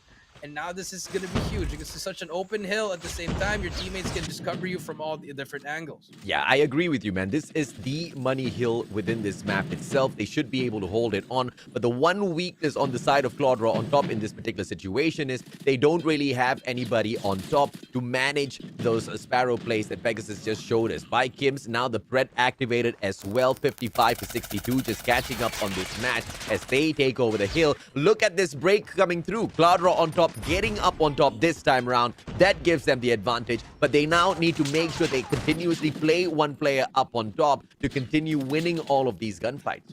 Yeah, that is true. They just need to really, need to know where these guys are spawning. But it's such a small map. You're going to be able to learn that on the fly. But so far, Pegasus MY, they're taking the fight to Cloudra. They got the lead, 80 to 64. Now the reset comes through, and no cluster strikes yet. Because once you have that cluster strike, that's going to be very huge for the team, for both teams actually. And I suggest if you are playing Rust, just run out some machine gunner, probably Emperor on M13. You need to be really mobile. You need to have those fast ADS as well as a lot of ammo. Yeah. So the Type 25, the MX9, the not the CBR4, DLQ for sure, man. Yeah, not the DLQ for sure, unless you're glowy. But the CBR4, I think that's the best weapon right now. Yeah, absolutely. The CBR4, you can bring it into the mods as well. You throw on a bunch of bullets on there. But the M13, because of the reason you have got the extended, mag with the 40 on, you should be able to sustain those sprays and be able to take on a couple of players without really being forced in for the reload. Sad Wolfie bringing out the Type 25. He has got the Sparrow on activation as well. It's just a back and forth fight for this open hard point, which a lot of those operators can come in handy, as well as that very, very high angles, such as the one being held by Kimmy. Yeah, those huge angles, playing that third floor, second floor as well. Very, very good, just to be that anchor, just try to be annoying, get those players off the spots you don't want them. But at the same time, if you are going to stay there for the whole time, you're going to have a big target on your back, because once the enemy spawn out of Rust, they're just going to aim up high to take you out. Yep, and Wolfie doing really good with all of those Sparrow plays. And Claudra on Oh. top, taking away the second hard point as those players now just hold on to exactly what they feel will be able to win this game for them at that bottom right-hand corner of that map. As you guys can see, they are cutting off each and every single entry point towards this hard point. But the one place where you cannot hold on to is under this refinery, right? Because it's just a tight spot, and many of those angles that those players just sneak in from, Claudra on top, they will be able to now hit that 104 point, equalize, and run away with this matchup. But it's just for a couple of more seconds before the next hard point comes into activation, and it might not be played once again, as we saw earlier on. Pegasus MY just abandoning it and just fighting for points. Yeah, but that's gonna be very, very hard. But look at Cloud, now their rotation is in, and all you have to do once you hop on that Russ, on that second floor Russ, that's it. That's all you have to do. Lay down. Yeah. Don't even challenge. Wait for your teammates to get all the kills for you, and they should end the game here if you are Cloudra. Absolutely, man. I mean, you are absolutely right, Jericho. Just lie down. Don't really get super aggressive. Don't really get super tacky with those plays. Now, finally, Kimi coming in here for that one final challenge. We'll be able to find a player out in the open. Still unable to play for the points just yet. Steps in finally. Sad Respiree's taken out. And Pegasus MY, it's now Kimi's turn to lie in wait for a challenge. Yeah, lie and wait in the challenge, but that's not gonna end the game. Chase is there as well. They actually managed to get the player off the time. Wolfyard need that third floor. Gonna get some players off rotation. 10 more seconds, and now this should be a game for Cloudra. You know, they have that lead here. All you have to do is pretty much stack the hill. You know, don't let one player stay in anymore. If you want to end the game, stack it with a lot of the players. Zyro on the rotation, gonna get taken down by Aaron. Sad Rasperize as well will be there. And now here comes the rotation. Yep, now Pegasus MY, all they need to do is just pull the flank off, reset the spawns of Claudra on top to save themselves from this game just for the time being. But no, they are just going in with a beeline straight for that hard point. They bash their heads through. They take this so easily. And my oh my, they didn't even break the spawn, but the gods of RNG gave it to them. Yeah, it gave it to them indeed. Last 4 points. They're going to be able to get it. Actually, but Sad Respirise takes down 2 players. No one's on the hill, but Aaron is there to try to hop on it. He did hop on it. Contest is in. Take out that player. 2 more points. No one is there for the contest. And hardpoint Russ. Yes, 150 to 129. Cloudra on top, getting that game number 1. Wow. I guess that's why we don't see this map a lot. Yeah. It's just chaos, guys. It's just all out chaos. We told you it's going to be a shocker. A shocker indeed it is. Not a lot of the strategies can be played out in here. When you drop into hardpoint Russ, it's all about bashing your head through play. Everybody's an objective player. Yeah, everybody is a slayer. Everybody's a roamer. In certain situations, you can give a certain player a certain task. But with the size of the map, you are just going to fall again and again and again. And by the time you respawn, get back to your objective, you're already dead, right? So you need to be able to be ever so flexible in a map like Rust. And I feel like it was nailed to perfection by Claudra on top. And it was not like Pegasus MY was not doing well, right? They played quite an equal game, as a matter of fact. Look at the points, 150 to 129. It explains it. But the one part where Pegasus MY really lost this was on that second hard point, on the second floor of Rust, where you have to just lie down and play that hard point. They kept dying a few times because the guy wasn't lying down, and then they just gave up on playing that hard point. They just backed away. Nobody picked up those points. And no one picked up those points indeed. And it was just unfortunate, you know. And then when Cloudra saw the score, they were like, okay, let's just win the game here. Let's just rotate fast, get the points, milk it as fast as you can. And it pretty much sealed the deal in that P2. Once that lead went up, and then all they needed was these 7 points. They just really had to bash in their heads, and that's what they did. And for Pegasus MY, they were the ones catching up, which took them a lot of time. At the same time, they couldn't really focus on one thing. Yeah, and overall, it's not really out of their hands just yet. Pegasus MY have got a few options and a few opportunities to fight back, mainly in this next search and destroy meltdown, or worst case scenario, even at hardpoint scrapyard. Yep, you heard it right, hardpoint scrapyard later on. They still will have a opportunity to extend this lifeline for themselves. It's a best out of 5. in this bronze matchup with the first game going on to Claudra on top. Yeah, and now it's gonna be search and destroy and meltdown. Okay, We've but seen meltdown yesterday, yeah, so now, I mean, it's a really 50-50 map in my opinion. I mean, I yeah, like Meltdown. I like Meltdown yeah, SD. It's pretty good, but for we don't know what kind of strategies we're gonna see from these teams because probably they haven't practiced this map in such a long time. yeah. So we might just see those normal strategies of them rushing through or waiting for picks. Yeah, I'm guessing the latter would most probably be the situation where not a lot of practice has come through and a lot of rushes most definitely in store for Hmm. us. But let's see, how differently these teams will be able to play that, right? Because Zyro, in terms of those snipes from afar, should be able to hold down some of these angles down mid or even go in for a very aggressive defense down at the D side. And as I say that, he does make sure he positions himself in the most opportune of settings to shut down the bomber. Gaijin Glowy taken out already, and Zyro will be able to strike quite fast. Yeah, but the bomb is down. There's a 4v5 Pegasus. They have that mad advantage. Zyro, can he try to get some thumper shots are gonna come through? He will look at that, but 30 seconds left. Here comes the push from the middle. Kimmy with that KRM gonna be the first one in. Kims gets taken out by Sleepy Tofu. Zyro will get Zero is gonna get taken out. Zyro takes out one player. Sad gets taken out. Aaron gets to trade. It's a 1v1 now. Doesn't have to peek. No, 15 seconds left, and if you are Aaron, all you have to do is play time.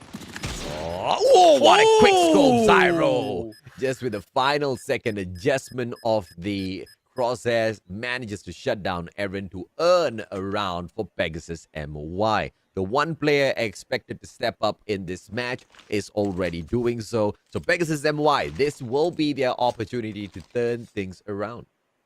Yeah, the huge round for them. Remember, in that last time they played S&D, they were actually struggling from the beginning Yeah. against Colocoids, but now good start from them. Zyro again with that sniper.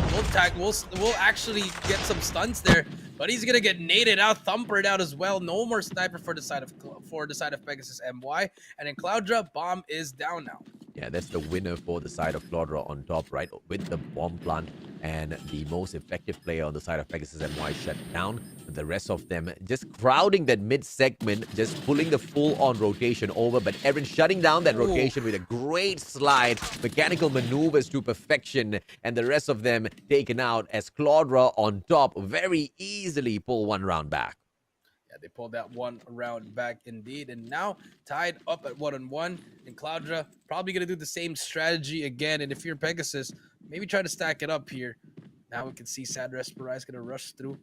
They're gonna try to get that mid. Actually, no mid control for them. They're just gonna go inside that side again, stun it as well, and bring out the thumper. But they're gonna get stunned out, and that's a collateral for Zyro. Beautiful stun and shot from him. Jay's gonna be in the middle, gonna take out that one player as well. Kim takes out Wolfie, and Aaron, last player alive. Pegasus MY showing a very, very good counterattack. Gets one. Aaron very capable of clutching this up, but he has to beat 4 more players. MX9 pulls out the DLQ, wrong timing. One player right in Close front. stuff. KRM changes. Oh, Spots the my corner. God. Chase shut down as well. 1v3 now. Zyro, Kim, as well as Kimmy to take on the one and only Aaron. If anything, with 7 kills so far, Aaron has a lot of promise. Gets that hit mark, pulls out the DLQ, but no over-aggressive maneuvers from his opponents. They don't need to on the defense. They just need for Aaron to plant the bomb. But lo and behold, bomb in the hands of Pegasus MY, and Zyro catches him with the MX9. Yeah, first shot, Zyro takes him out. But look at the strategy of both teams didn't change, and I feel like Zyro timed that perfectly. The moment he stunned, he immediately peeked out on the left and got that collateral, and that's all you need from Zyro. 6-1 already. And now we do see Cloudra switching up the strategy, rushing towards the A. It's gonna be a 5-on-2 there. But Kimmy is there with the nade. No trace from his teammates, but Zero has that thumper. We'll get the triple kill! He got 3 in a row. Kimmy gets the trade one more. And Sad Respirai stuck in a 1 versus 5. Beautiful plays coming in from Pegasus MY. Claudra on top. Shut down. A perfect round for Pegasus MY to fight this, to push it into a minimum round 4. Can they find a victory overall as Claudra on top now struggles at Meltdown? Search and Destroy, definitely a mode Pegasus MY is comfortable with. Yeah, a very, very comfortable mode, but that triple kill with a thumper, that's one of the luckiest shots I've seen in a while. Now Zyro, easy to get a jump shot, takes out the trophy and the player as well, but Wolfie trades it out for Chase. It's now going to be a 4 versus 4. And now Bomb should be able to go down, but here comes the retake from Pegasus. Tofu takes out Kim's, now 4 versus 3. Zyro, opportunity to shut down the bomber right after the plant is completed. Switch on over to Kimmy. Zyro manages to take that kill. That Wolfie shut down. Yes, Soulfu comes in here for the surprise, manages to back him out, but Claudra on top doesn't even need to drag it to the end. They win the gunfights. Yeah, 3-2 switch of sides now. And now Pegasus on the offense and Claudra on the defense. What kind of strategy are we going to see from the side of Pegasus? And what kind of strategy are we going to see from Claudra? Are we going to see that split? And yes, we do. And now Pegasus, they're going to do the same thing. They're going to go, actually no, they're going to go for a mid rush with no one contesting them. That's going to be an easy entry for them. Now we're going to see Glowy with that sniper trying to find anyone. But look at Pegasus. They have all their spots ready. But Tofu is there. Glowy with a beautiful quick scope on Zyro. 5 versus 3. Glowy's quick scope just puts the side of Pegasus MY on count. Kims will be able to find 2. Kimmy finds 1 with a KRM. What in the world is happening as Zero now trades out Sad Raspberries up there, gets a kill. Oh no! It's a 2v1 that Pegasus MY wins. Oh no, he had the first shot, AJ, and he actually choked that kill. But now Pegasus MY 4-2. Claudra on top, struggling on this S&D, and Pegasus showing why what they are capable of on S&D. See if they can continue that momentum as the bomb this time around. Round after round, they just seem to be moving in with different setups. And that just seems to be the upper hand that Pegasus MY builds for themselves. Claudra on top, on the other hand, on the defense, they seem a little lost. Gibbs not able to switch it down just yet. CBR4 backs away. Sleepy Tofu, on the other hand, just repositions himself a little bit better as he protects that B bomb site. Pegasus MY not aggressive on just yet. Ooh, timing. Zyro spots him, but the sniper battle, nothing happening, no shots yet. Can't wallbang that. Kems takes out Wolfie. First blood for the side of Pegasus MY. Now, let's see what's going on here. He's going to get taken out. 4 versus 4. Glowy with that nade can actually take out a player there, but Tofu takes one down. He's going to need the help. No trades from them, and that's going to be a clear entry for B. Bomb should be able to go down. 3 versus 3. Sad Raspberries opportunity to not only go in there for the connection, but make sure the rest of his opponents do not manage anything. But Chase, as usual, shuts him down in 2v2. Glycian, Glowy with the 2 quick scopes will not be able to hit. Can switch it out, but doesn't. Makes that mistake as Kimmy shuts him down at 2v1. Aaron, final player, MX9 cannot get both. And the Thumper just a little too quick with the shutdown. And Pegasus MY on a match point now to equalize. Yeah, a huge plays coming out from Pegasus MY. You know, Zyro 9-4, doing a lot for his team. But at the same time on Claudra, Aaron 9-5 as well. But Sad Wolfie 1-6, not doing a lot for the team. Claudra, they got to pull something out of this. Here comes Pegasus just rusting through, but they're going to get stunned, naded as well. And Wolfie going to push through, going to take down that first player. Spots another one, takes down 2 players. But the third player, he's going to get taken out. 3 versus 4. Glowy takes out Zero. Claudra on top in terms of the numbers. Gibbs with a backstab. And a good play by Pegasus MY just to play sustainability. But Tofu's Thumper thumps him out. And Claudra on top not going down easy. Yeah, Claudra on top, not going out yet. They still want to try to get this comeback. 1 round for Pegasus and Claudra. They need to win 3 more in a row. But that strategy alone, the stuns, the timing, it was all on point. And Wolfie getting 2 kills. Very huge kills coming in. Sad Raspberries for the setup on that A site now. Defense. This is a good call coming through from this one player. But it's a quick push from Pegasus MY. They step on in. And they did have one guy holding on to Chimney just moments ago. Oh, and Sad Raspberries able to force them all away from the side, leaving the bomber all alone. They want to secure this position first as they now detect Gaijin Glowy coming in for the... Oh, my lord, does not hear his footsteps. The guy just sneaks up on him, pulls out the melee as well, and slashes Kims. Will be able to find more players across. Chase for the shutdown as Sad Respiries leave. The one and only player left in here. Oh, my lord, Chase. Chase almost. I thought he was going to be able to shoot that second thumper nade. Unfortunately, he gets taken out 5-4. And now 2 more rounds for Cloudra before they can actually get that 2-0 lead. Or will Pegasus tie it up 1-1? Good plays coming through from the side of Cloudra. Yeah, absolutely, man. The final attacking side for Pegasus MY to be able to pull any sort of momentum in this game. Make sure Cloudra on top does not make this a 2-0. Kenny finds a good Gaijin Glowy with the grenade. Zyro on the spot, Type 25. Thumper for the prevention of that plant, but nobody's home just yet. Pegasus MY pressured by Sad Wolfie, who backs away in the nick of time before getting shut down, but it is a 5v3, and Cloudra on top do not look good, and Stella to pick up this win, and we look like we are all set for a game 4 for sure now. Let's see, Zero gonna be on that flank. I think he spots him in the end, but there's gonna be that flank. Gyro, he's gonna get taken off. One more player. Zero is gonna be there. Kims takes out Aaron. 1 versus 4 for Wolfie. 15 seconds on the clock. He has to go for it. No more time. We're gonna go to a game number 3 and 4 as well, as Pegasus ties it 1-1. And from a fast-paced matchup, we slowed things down for the Search and Destroy. We step it right back up because now yet another curveball hardpoint at Scrapyard is exactly where we're gonna head on to. I mean, Hardpoint and Scrapyard going to be another map where all these players don't really know much about it unless you play a lot of public matches. But it's a nice sight to see. You know, if you win this game, any of these teams win it, that map number 4, Hardpoint on, I believe it's going to be on Raid. Yeah, Hardpoint on Rave. It's going to be a very, very good map for them to end the series. That's if, of course, it moves on into match number 5. Or is this something that's going to be closed off in game number 4 itself? Only these teams will be able to show us exactly how things are going to end. But Zyro was the guy that needed to step up in the Search and Destroy. And step up, he most definitely did. 9 kills overall, bagging 1140 on the score. And 1 defusal just to put himself at the top as well. And he did find a huge competition in Aaron all throughout that time for sure. Yeah, I mean, Aaron, they're just doing a lot. 11 kills as well. But, you know, they were just getting countered play by the side of Pegasus and Wino. Zyro with those early stuns towards the side, just getting a lot of those sniper kills.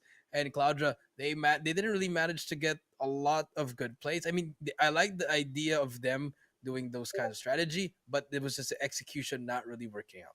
Oh, yeah. And, you know, in the Search and Destroy, round after round, it was Pegasus MY not going in with the exact same strat again and again to get caught out, right? You could see just micro adjustments round after round just to make sure Cloudra on top could not read any of their plays, and it seemed to have worked out to perfection. But now when we move it into a fast-paced action once again, where mechanical supremacy will be able to trump some of these strategies, the question is, can Pegasus MY still hold on? Because earlier on, yes, it was close, but they still did struggle, Jericho.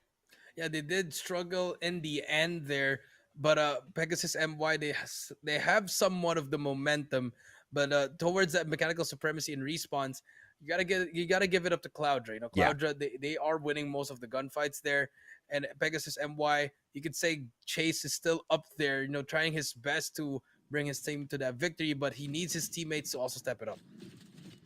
This is a Scrapyard hardpoint, one that you do not see all the time, so please do enjoy it the best you can. Nades now. Wolfie out with those double stuns being played just to slow down the opponents, and Cloudra on top. They are in that hard point first here to break things off. Wolfie with a good spot, repositions to take that win, but it's just going to be a back and forth at this first hard point. As you guys know, snipers aren't really going to be able to play a lot of these angles here unless he chooses to not play the hard point at all, but that's such a dangerous spot to be holding on to as a sniper. A dangerous spot indeed. Here comes Aaron though with the M13. Cloudra finally getting some points, but Pegasus up by a little bit of time here. 7-point lead. But here comes Cloudra. They're gonna get that time. Good time for them. Harry, he's gonna get taken out in Pegasus MY. Slowly but surely, they're getting their groove now. This is the Pegasus that we saw yesterday. Even though it's just all S&D, we saw them being very, very aggressive, winning a lot of the gunfights. Yeah, the first hard point itself, you need to play a lot of your utilities back to back. Whenever you jump on right back in here for the retake, it just makes it so much more easier, right? And now the spawns have been flipped to the benefit of Claudra on top. They move on in there, and right after that, they will be able to pick this up. But nobody holds on to the spawns, so it just looks like the map mastery on Scrapyard, not the best for Claudra on top. As they abandon it, they give the spawns over to Pegasus MY, who play a lot of pressure now onto the hard point. They easily run this over, and this is where map mastery comes into the play, and this is exactly how production kind of, they threw this curveball again to all of these players. Yeah, I mean, it's a curveball indeed, but so far, Pegasus MY, they seem to know what to do. They seem to know what to hold, and I'm liking it. And for the side of Cloudra, they were like, it feels like they just want to get through this map and just play those last two maps. But so far, Cloudra still trying their best to make it through. But Pegasus, they have a good hold. They have that one side held down. And now we do see them slowly climbing the hard point game, and they're closing up on that 80 point mark. Yeah, Pegasus MY clearly showing that they know the map, they know the rotations, they know the spawn point holds as well. And that just allows them such a monstrous run on that second hard point. And now on there for the early rotation in towards P3, where you see the players of Claudra on top already, but it's all about the spawn management once again. Pegasus MY just making sure that the players of Claudra on top do not spawn from the opposite side as they win the fights on that hard point. But they seem to have split up their forces a little bit too thinly, and they lose the battles on both sides. So here comes the adjustment. They bring out the Bread Missile, Zyro bags the double, and they throw the numbers into the hard point as they bash their heads in. The gods of RNG give them the spawn from the other side as well. And now Pegasus MY, helped by Call of Duty Mobile, to win that break. Yeah, I mean, that's a huge play from them, but Pegasus MY just applying so much pressure. 85 to 44. Here comes Chase, gonna bring out that Sparrow. Not gonna get anything, but it zones out the enemy once they hear that Sparrow. And here comes the player from Cloudra just pushing in. A lot of more Sparrow. Here comes the more of the Sparrow. Zero now about to take down two players as well. 90 to 49. Next hill should be a huge one for both teams. Yeah, smart plays coming through from Pegasus once again, just managing those spawns, managing all of that hard point with the, just all of the positions played to supreme. And Claudra on top, on the other hand, with the very early rotation, they have stumbled upon the hard point now for the hold, 56 to 96 as they hold on to it. Pegasus MY comes knocking on their door, but this is most definitely a very hard hill to break. It's definitely hard because there's a lot of cover as well as a lot of head glitches that your players can actually just hop on it. And that is what Cloudra is doing. They're having each other's back here inside. They have a setup, a 5-man setup inside the hill. No one's going to be overextending. They're just watching every single angle, and it's been working out for them. 3 kills already in a row. Make that 4. Chase is going to get taken down as well. And just like that, Cloudra, they're back in the game. Yeah, money hill for Claudra on top as they strive to get right back up on top in this competition. And they want to pull one match right back from Pegasus MY, who have been dominant all throughout. And now as they hit that equalizer, or at the very least get near there, the challenge gets even stronger for Pegasus MY. Finally, they will be able to break forward, but it is the reset of the hard point that drops directly in the spawns of Pegasus MY. So Claudra, not only do they have to break this, they also have to deal with that sentry and reset the spawns, which is done to perfection. Way too easy of a break. Yeah, the operator skill is really doing a lot for them. Here comes Aaron with the Annihilator. Last player on the far left. Zero's gonna get taken out and stunned as well. But the time is being given to Cloudra, and now it's their turn to bring out that sentry gun. But here comes the push from the side of Pegasus. One-sided push. but they might just get operator skill here. But here comes their Sparrow and nades as well. But it doesn't matter. Here comes more players of Cloud just helping each other, holding down the spawns on the left side. Predator Vessel comes in, no contest, 20 more points, and Cloudra might be able to get this W. Yeah, Sleepy Tofu, what a way to turn things around. And just when you thought they weren't playing the map to perfection, they were just biding their time. They tried playing it in the first two hard points. They couldn't get it. They knew exactly what they were letting go. And with all of those sacrifices initially, they come right back through. And Claudra on top gets back on top. I mean, they were down by a lot. They were down by at least one whole hill. Yeah, man. And that P4 really changed the whole game. When they made that 5-man setup inside, pretty much sealed the deal for them. And then we thought that the rotation for Pegasus, it was beautiful, it was on point. But the Sparrow was there to save the day. They had 2 Sparrows that they invested in it. Once they break the hill, Annihilator as well came through. The sentry gun was dropped, and that was it. It was just back-to-back head bashing from the players of Pegasus MY from that point on. But with all of the operators used to perfection from Claudra on top, it was just way too much to deal with. 26-17-6, the KDA picked up by Aaron once again, the MVP for Claudra on top. Yeah, MVP indeed. And I mean, Aaron, 26-17, and now they can actually take a chill pill here on this next one on Raid, because I feel like if they were watching the stream, they would probably see what Pegasus did wrong at that Raid hardpoint against Colocois, and they could just dissect that one by one. But so far, they need that momentum. They have that momentum boost, and now let's see if they can close it out in that Raid hardpoint. Yeah, let's see how they pull off this hardpoint, because as we drop on in for the next match-off, ladies and gentlemen, boys and girls, it's going to be Search and Destroy first at standoff. And, it's just the sustainability, right? Because if we do have a match number 5, and the only way we have a match number 5 is by having Pegasus MY win this next Search and Destroy. And if there's anything they have most definitely shown us, Search and Destroy is their bread and butter. That is true. That's the bread and butter indeed. This is the map that they know and they want to play in.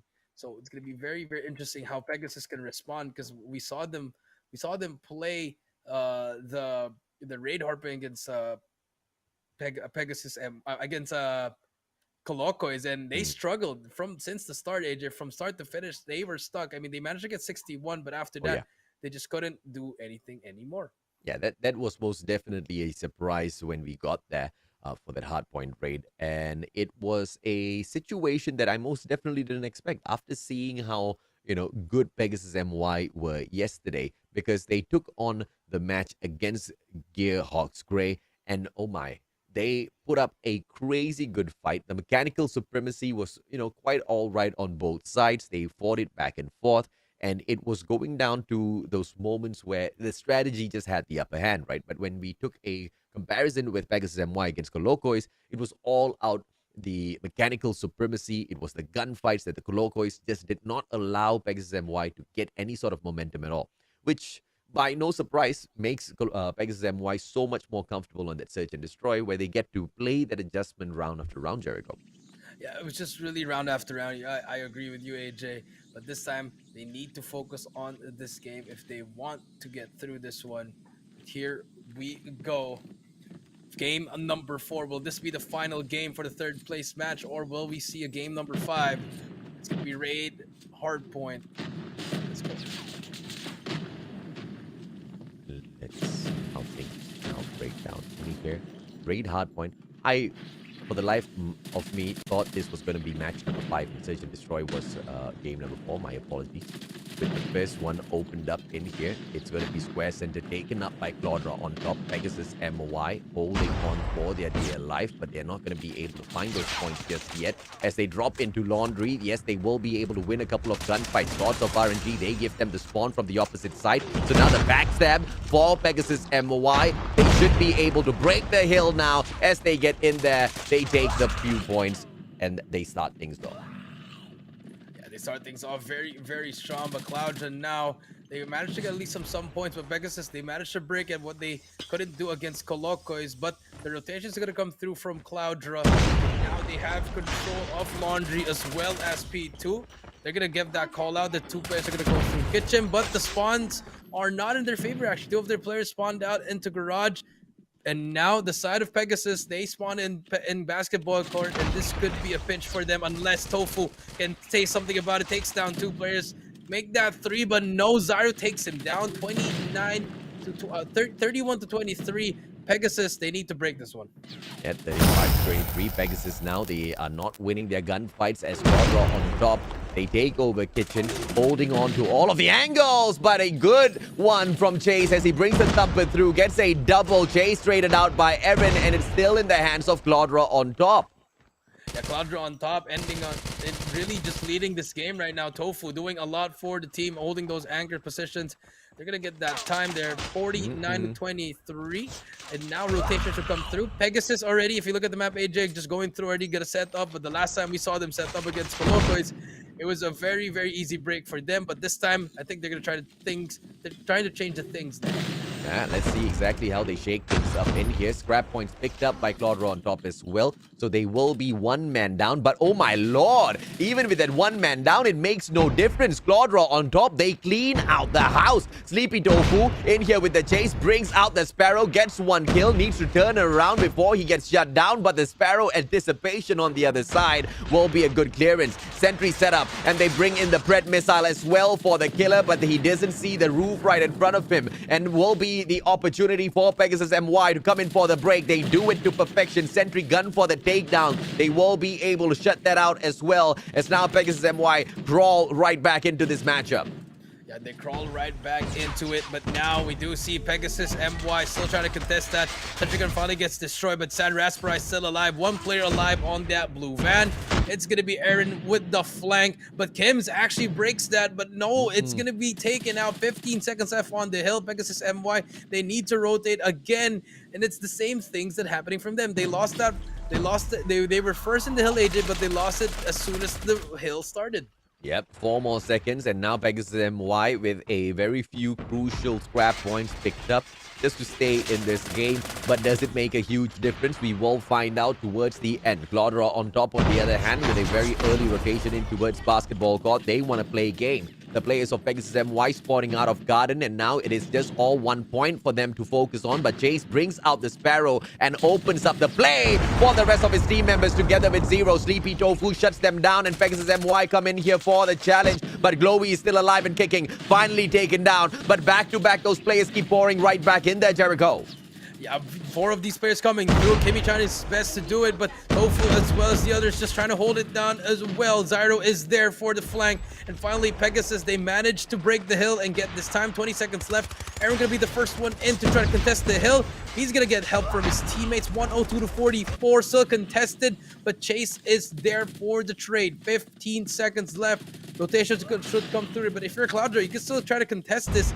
You still have a lot of time here. Last 5 seconds are going to go to the side of Quadra. But now the square circle, AJ, this is going to be a very, very hard hill. This P5. Let's see if Quadra can end it, or will Pegasus get some time off it?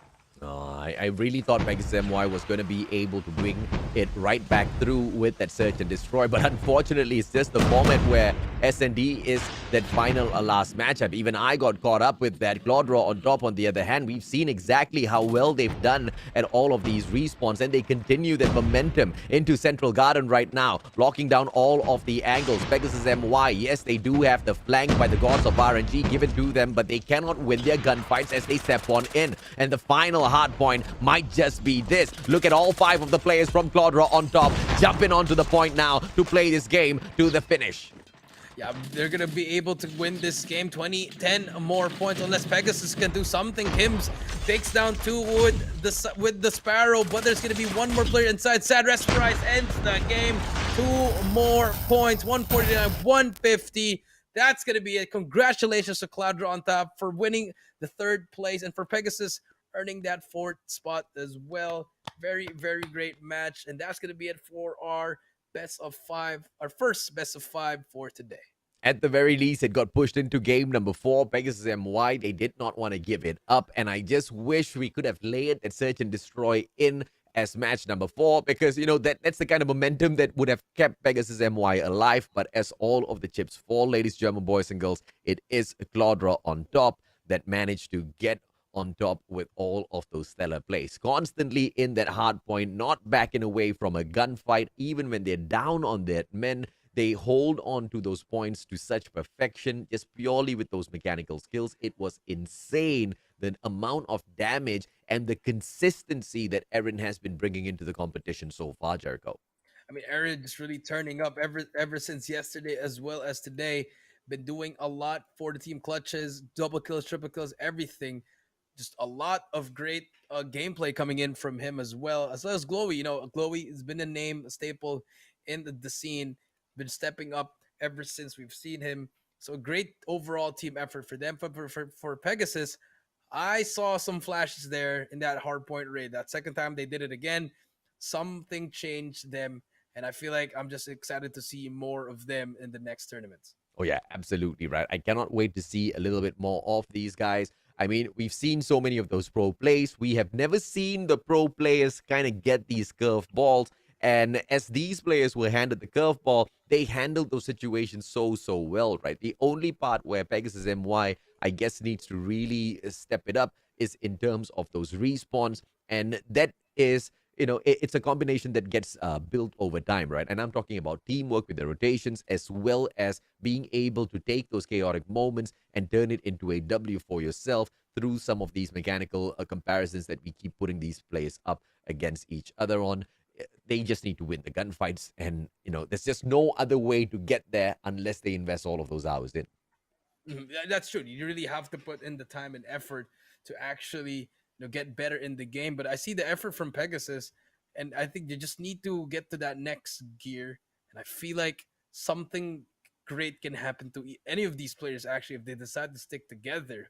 But at the same time, for the side of Cloudra on top, just keep on working on that. Glowy, he definitely wants to get better, and we can see that he's actually one of the best players in that team as well as Aaron. I believe someone should pick up Aaron. Any of these orgs that need Oh, maybe yeah. a 6 man or even an extra player to uh,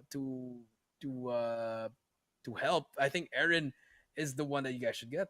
Yeah, Aaron's not going to help. Aaron's going to demolish all of the opposition for whoever who picks him up, right? I mean, just crazy stats, crazy ability out on the battlefield. And in terms of decision making from this player, absolutely stellar, right? And proved himself not just once, not twice, but all throughout the competition. Like you said, Jericho, from yesterday into today, nobody has been able to touch him. It's just unfortunate that we do not get to see Pegasus MY move on fourth, and it's a little unfortunate that we don't get to see Claudra on top fight for anything more, because this competition itself, the way the layout has been, once you drop into the lower brackets, you don't get to climb right back up like some of the others. But like you said, hopefully we see a little bit more of them in the future.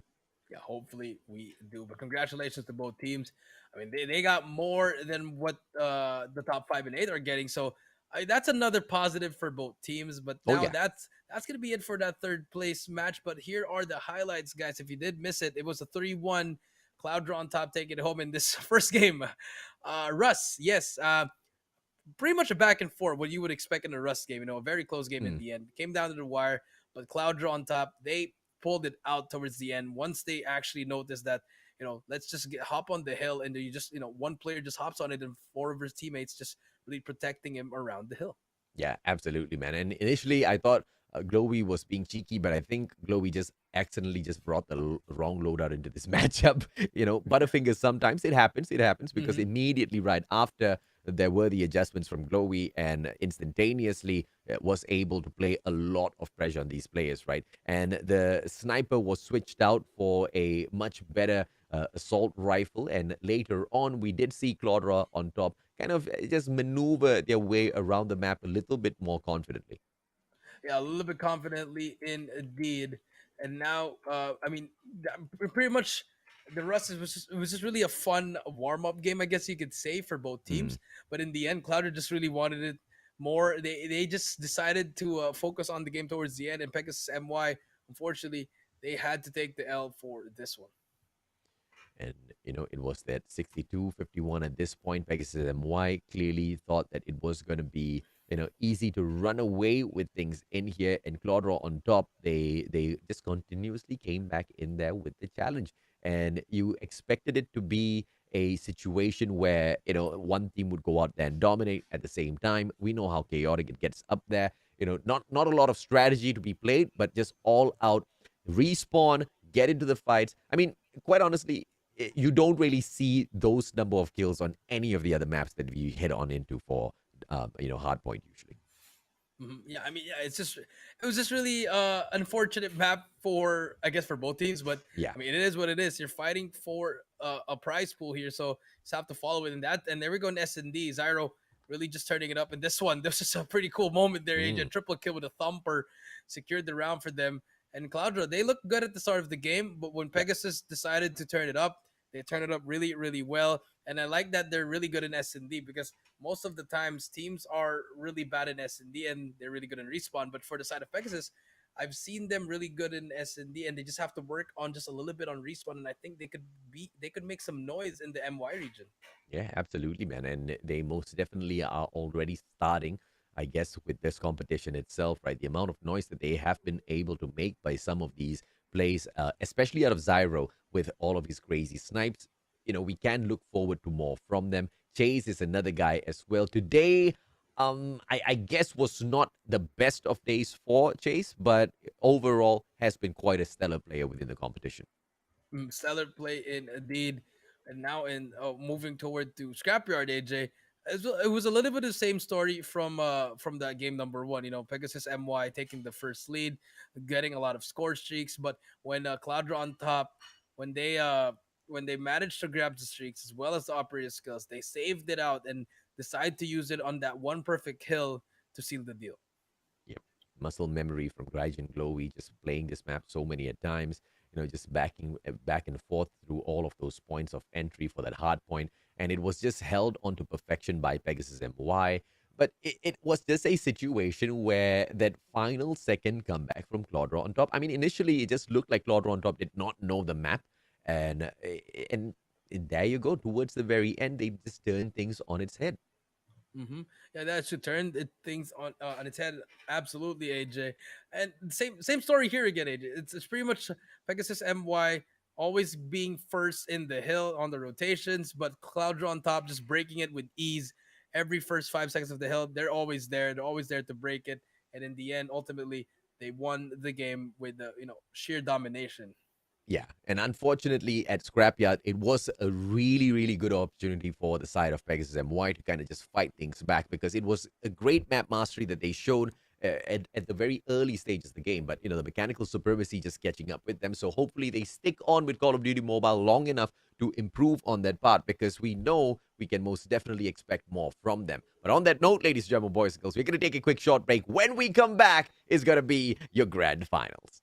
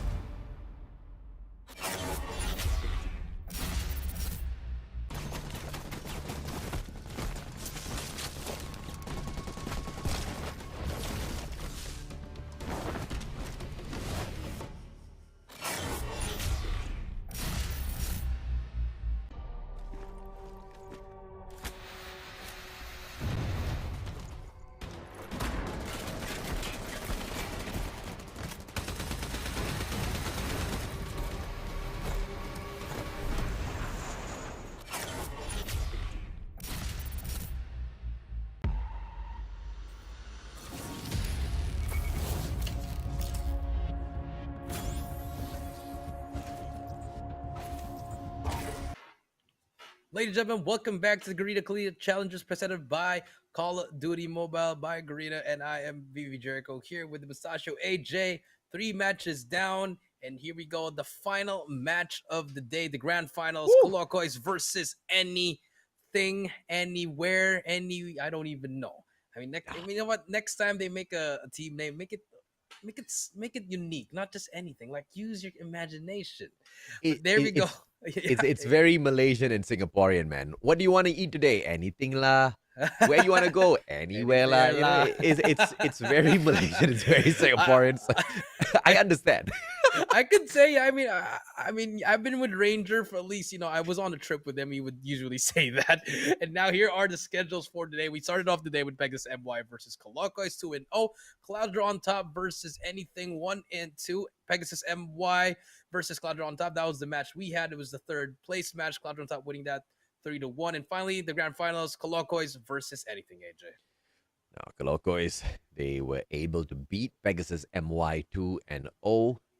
They most definitely will be able to put up a great fight against anything. But of course, the greatest question is, how far can they push them? And the more important question, can they do what Claudra on top could not achieve earlier on, which is to beat the living life out of anything and grab the lion's share of the prize pool in your day? It's a lot to fight for, Jericho. I mean, there's a huge 2,000. disparity between $2,000 and 750 USD. It's a lot to fight for. That's a lot. I mean, if it was 1,000, like maybe it was 1,500 for first place, and you give 1,000 to second place, maybe it'd been okay to take second place. But I mean, the gap, it's really huge, man. I mean, like second It's a place good can, thing. yeah, it's a good thing, right? Second place can change your life. Number one, it can secure your future. So here we go. The final series of the day. Game number 1. It's gonna be anything versus Colocois. Hard point in Russ, AJ. Well-placed grenade coming through, and it will be Serti and Smokey with those initial takedowns. Polyan, they are going to be struggling. Colocois unable to find the initial first few kills, and it's just all-out gunfight supremacy from the side of anything. And now you will see Smokey jumping off of the hard point to go in there for a long rotation as he waits for the rest of his team members to come right back in here. And for the first time in the day, we are seeing strategy on Rust. No, that's not strategy. That's just being greedy. I do that on my own as well. I know what Smokey's trying to do. That's a nuke setup right there. If you can get that setup right, all you have to do is pretty much just bait your teammates out and get the kills. I think that's what Smokey's trying to do. He hasn't died the whole game. If we can keep our eyes on him, I think he's on a streak at the moment. Yes, he is 3 kills spree. Let's see. This is a nuke setup. He's being greedy. Yeah, let's see if he can get that greed and turn it into absolute money. 35-10 so far. Coloco is unable to fight back on the first hard point. They will have to fight for the next one, which is just quite honestly on the opposite side, which they already have. So all you need to do in the hands of Flix right now is just get on your tummy and not move. But also keep an eye in the skies above for those grenades that come raining down upon him. Coloco is taken out of the hard point, and now Sir T moving on in with his shotgun as usual to take point. And if he gets onto the hard point, he is going to be quite the tough one to get off of it. But as I say that, Sir T shut down. No, Sir T still stays alive. He jumped onto the wrong guy. As Flix gets shut down now, Sir T managing his situation great with the KRM. Yeah, KRM really good in that situation. And I believe we can both agree, AJ, Money Hill for this game is probably that one. That P2, it's really hard. There's only 2 ways in as well, a jump up and as well on the pipes. And so far, anything, they are going to get that most of the time. They're 60-14. And now we do see Coloco struggling at the moment. This wasn't the Coloco we saw during that first series, AJ. It definitely wasn't. Coloco is struggling against anything, and this is most definitely not something that we did not see coming. 72-14, almost at the halfway point, and anything they are going to be blazing on through. Double bread dropped in, only one of it finds someone. They will not be able to play a lot of that momentum on their side, just a little too premature with the Pred missiles. But on a map like this, they're going to be dropping tons of kills, man. You can use Preds and they'll just earn it right back up. Oh yeah, most definitely. Just getting those 2 to 3 kills immediately while on the hill as well will get you that Pred missile. Another Pred comes through. Heaven drops that Annihilator. We'll get some kills with that, but it's slowly slowly earning that Goliath, AJ, and that could be very huge as well as the cluster strike. But here comes Julio. It's gonna be on that second floor, holding down an angle. So good angles coming through from him. But so far, 95 to 19, AJ. They need to hop on that hill. And the Colocos will make quick work and effort for it. Red missile comes in by Here's the Castle, spawn finds trap. Volby. Nobody is on that point just yet. They are looking for kills, not looking for the hard point. Finally, with one player jumping on in there, it's going to be the one and only Serti who plays the objective. Heaven fully streaked out already. Goliath as well as the cluster on the ready. Yeah, on the ready indeed, and that should spell trouble for them. Once they try to hop on the hill, they're just gonna drop on that Certainty flying through the air with the KRM. Gets one, gets two, but here comes the cluster strike. No one's gonna be on that hill as well. 98 to 19. Coloco is really struggling in this game. Yeah, and now Castle jumping onto it just for a quick few seconds. The cluster securing the hard point for them, but just by the numbers and the spawn, Colocois take over. And this might just be their money hill to run away with. We talked about this in the previous matchup as to how it's a tough hill to break. 2 of those entry points in. And if you really want it, you got to get that high ground. Yeah, you got to get that high ground indeed, but the Purifier doing a lot of damage there, but it didn't matter. But here comes Flick. He's going to get taken out. Smokey setting up on that third hill. If we can keep our eyes on Smokey, I believe he is on a 10 kill spree, if I'm not mistaken. But now 118 to 31. This game is getting out of hand already, AJ. And so far, Colocois, they have no answers. Yeah, I mean, and I don't blame the Colocois. This is most definitely not a map that they would have jumped on into and you know, just kind of built some of their strategies upon. And if you want to compare these players, you know, from the side of anything, they have got so many of these pro players who have that experience out there already with each other, as well as in their own individual squads, you know, constantly training and running those hours down in Call of Duty Mobile. So, you know, you expect anything to rise up to the top when you drop them in a map like Rust, where it's just, you know, back to back, just look for your kills and secure a great position where you will not get dropped. Yeah, and you're going up against 5 players that have been in the pro scene for a good number of times already. I mean, you have Heaven, who just competed in the Eastern Championships. You know, the 7-9 boys also in the Eastern Championships. I mean, we're close enough to the Eastern Championship as well. And, you know, Caso as well, also known. So it's a pretty hard game for them. But, you know, I mean, kudos to Colocas. I mean, they're trying their best here. But, I mean, as you would always say, AJ, mechanically better. That is pretty much the name of the game. Even if you know this, all the strategies, all the spots, it doesn't matter as if you're just better on the phone. I mean, that's everything you need to know. Absolutely, man. I mean, it's just and it's Rust. You just gotta continuously fight again and again and again. I mean, the number of we will see the stats shortly. You will see the number of kills that these players have managed to get, and it's something that's very possible only on a map like Rust. You drop into shipment, maybe you can find something like that again. And which is the main reason why you usually don't find it in the competitive rounds, right? The 33 bomb dropped by Smokey this time round. SRT picks up 27 for himself, 28 for Heaven, 24 for Castle. You usually just see one player holding the MVP with that many kills. And that just paints the picture of what sort of, you know, a dominating situation you will have on Rust if either side is mechanically capable, right? Not saying that the players of you know, Colocois are not, but against a truly souped up team like anything goes, bro. Yeah, anything goes indeed. If you send 5 players in the game of Rust, expect these kinds of numbers. I mean, it is what it is. I mean, Bolby tried his best, 17, Erodi with 12, and Flicks with 13. Then, you know, Holian but Madara just really struggling there. But it's okay. Now it's gonna be the highlight. Yeah, they're in the highlight indeed. But no, the highlight, bro, is the fact that look at the number of times these players from the side of anything have actually dropped, right? Look at the number of deaths that they have. Serti only died 8 times throughout the whole match. Heaven equal. And that's absolutely insane. You compare that to the number of times the players on the opposing side dropped. Colocois, you know, you see 28, 25, 26. Every time they spawned out, they got back. Every time they spawned out, they got back. The information of where the spawn is, because you really do not have these split spawns a lot within Rust itself. Most of the times, once you get that spawn, it's in one of the 4 corners of the map, and the call out goes through. The rest of the players just focus all of their firepower down there, and you always see Smokey as well as Heaven taking the platform. They want to get up on top of the platform and just place so much of pressure, and it was a place that they didn't allow Colocois to get up on top. And were the Colocois even trying to get up on top?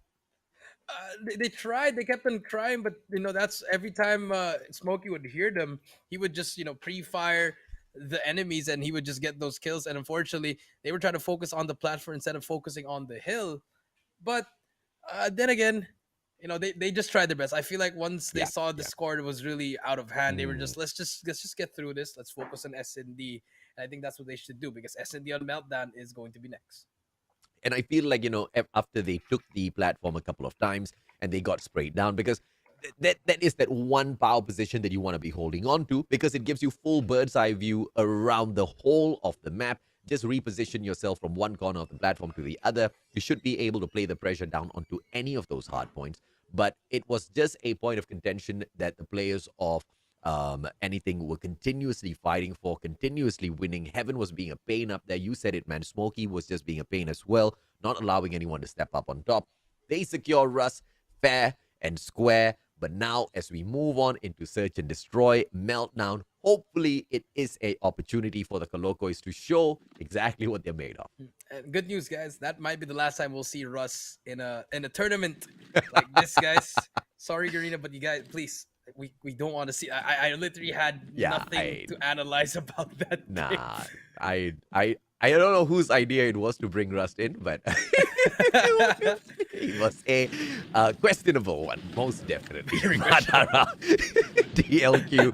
Caso finds Bolby under his scopes, and it will be... Oh, the side of Coloco is losing two players so early on. Smokey with the thumper once again will be able to find the back of another player, but Holyan turns things around on him, and they get one trade out. But Holyan, are we going to be able to see Heaven sustain? They managed to get him out of the round as well. It is now a 3v2. Coloco is still down one man.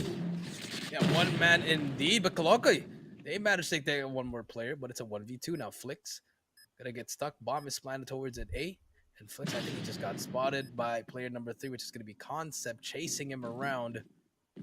Now, see here, Flicks. He is gonna try to go for that melee, but Concept a little bit too aggressive there, a little bit overconfident. But Flicks, he's gonna get spotted. Oh, he spotted Castle. 1v1, 20 seconds left. Castle running away for his life. That timing is very impeccable. He spots Flicks, brings out the Magnum, just playing around with it because all he has to do is play some time here. Brings out the Thumper, 10 more seconds. Castle, all you have to do is peek again. Gets off the bomb, and that's gonna be around secure for the side of anything. Yep, no defusal coming through, and Colocois are not able to secure this. Yes, finally he finds Caso, but no time on his side as anything secures. Round number 1. It seemed easy at the first, but, a little bit of effort needed at the very end. Yeah, a lot of effort in the end, AJ, indeed. But now, want to know anything? They are really starting to run away with this. I know it's only the first round, but the way they're playing, they really want to end it really fast. Flicks is going to be actually very aggressive towards B. If Heaven jumps this, well, he's gonna get stunned actually. Sir T, he's gonna get taken by Madara. Now it's gonna be a 5 versus 4. Flicks gonna be very aggressive. He's gonna take out Smokey. Smokey gets 1 before he goes down, but now it's gonna be a 2 versus 4.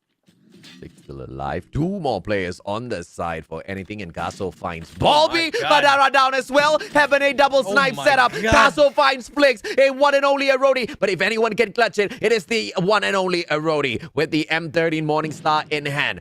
Sorry, not even the M13 Morningstar. Drops it. He picks up the MX9 now just to spray. Close range combat. You know he's going to be able to get the DPS with the MX9 and a good slide. But unfortunately, the slide played against him. Heaven and the numbers catch up. Caso finds him. That was a 2 versus 4 retake, AJ, and they managed to just break the whole system there. 2-0 for the side of anything. And Colocois, they need to find answers, and they need to find it fast. Oh, that was painful, man, if you're the Colocois. Because just when you thought you had the upper hand, they turned things around. That was unacceptable at the very least.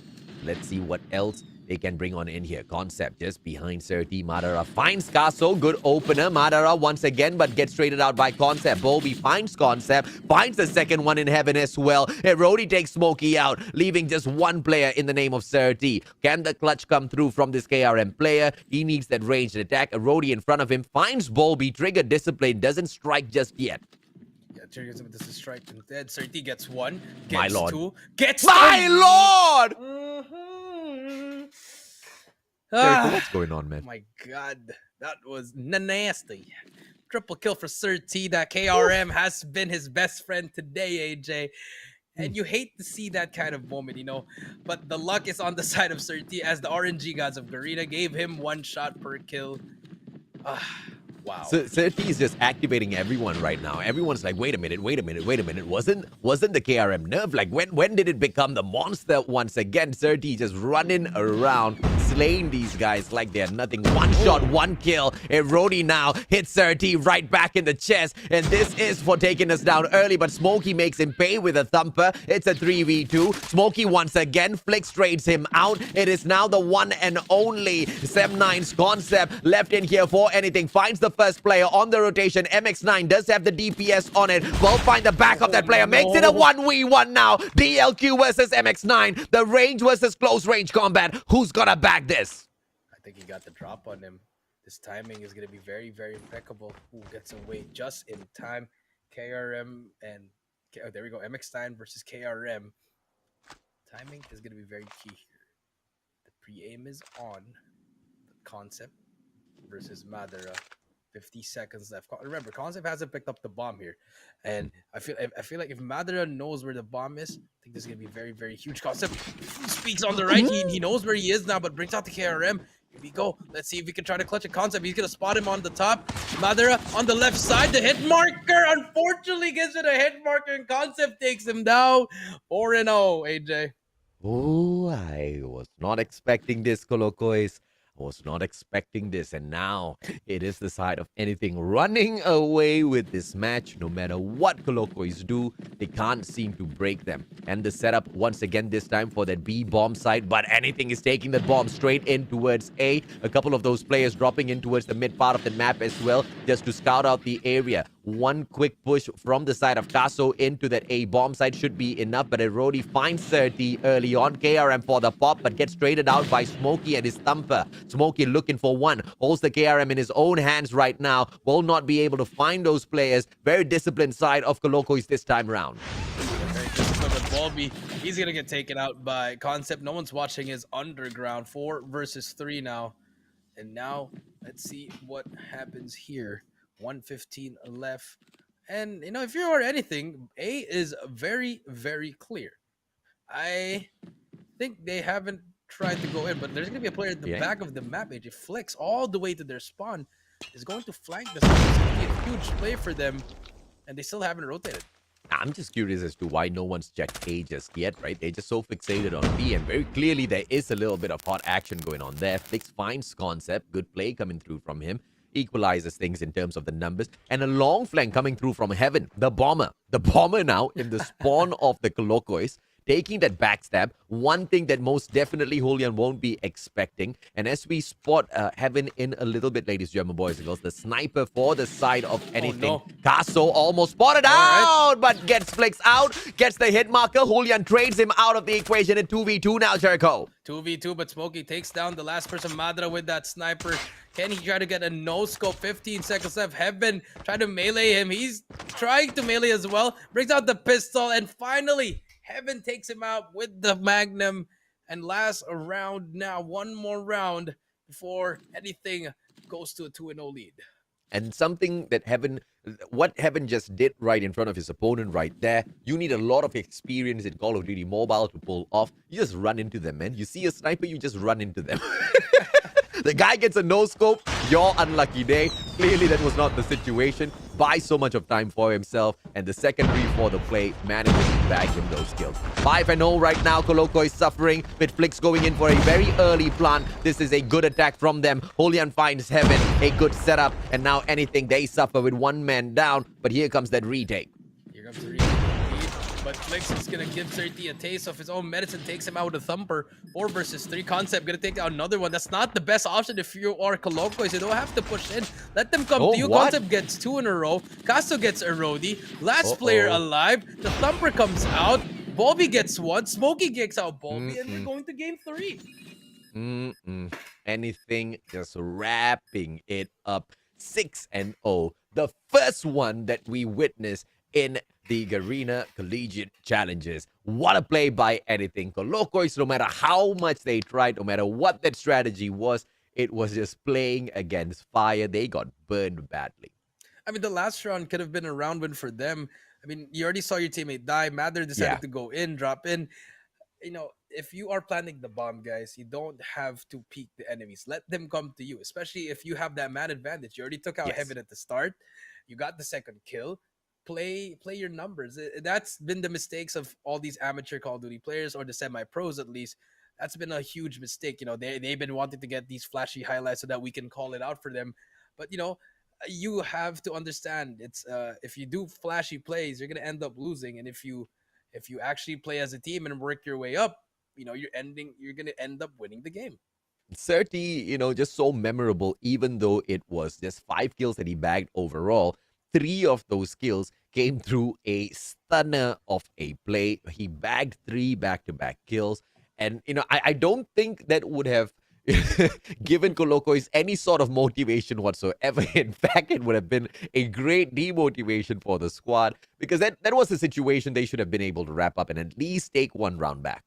Yeah, that could have been like they could have probably won at least 2 to 3 rounds if you were Colocois. There was a lot of rounds there that they almost had it, but just the game sense of the boys of anything really, it showed there in the end. AJ is how they dissect a 1v1 or 2v4 as well. A lot of those rounds, it really came down to individual plays by the boys of anything. And of course, as we spot the game number 3 now, it is going to get down and dirty at Hardpoint Scrapyard. You saw exactly what happened earlier on. And let's see if or not, just like Claudra on top, the team of the one and only Anything can bag this victory. If it's a great start by the team of Colocois, I hope it is, by the way. I hope they can finish this off and at the very least pushes into game number 4, into a map that they're more familiar with, and we might be able to see game 5 S&D at standoff. I mean, we might see it, but I mean, if you are anything, I think they're just gonna try to finish, even though it's a map that they don't know. Yeah, They're just gonna go there brute yeah. force, and it's not gonna look good for the Colloquians. But if they do want to disappoint, not get the 3-0, I think this is their moment right now. They've been struggling a lot. Bolby and Erodi as well, not really doing well. During the first series, unlike the first day as well, they were doing really really well. But this time, you're going up against pro players that are really in their prime, AJ. So it's gonna be really really tough. You can say that again, man. They most definitely are in their prime. And Surti recently got picked up by Sem9 as well. I'm wondering exactly why he hasn't changed his clan tag just yet, but we're waiting to see if not maybe something else happened in that deal. Maybe things didn't go through. We'll see. For the time being, he seems to be an amazing addition to the Big Territory. I mean, with his kind of aggression, and if you compare that with Smokey, it'd be a dynamic duo of them just running around the whole map and getting those kills as well for the 7-9 boys. But let's see. I feel like they really had a tough Eastern qualifiers. I think they played really really poorly in my opinion, and I think a part of rebuilding is really good for this one. So I can't wait for the next major, what 7-9 can bring. And that wouldn't be way too far off, ladies and gentlemen, boys and girls. Stay tuned, as there will be a lot of Call of Duty mobile action coming for you guys. Lot.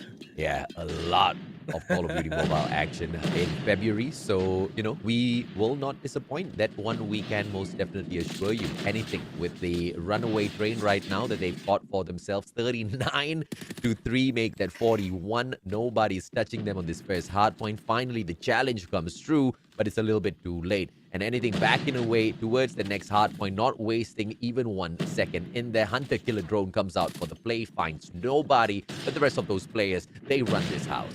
Yeah, they run this house indeed. 50-3 now. And so far, the boys of Colloquies, they can't even try to get in the hill. They're just getting absolutely mauled one by one. But here we go. The flank is going to come through. We're going to try to break it as well. But as soon as we say that they're going to try to break the hill, Casso is there to trade them out. Fully streaked out already. 8 kills spree. He's about to go down, but the cluster strike is about to drop.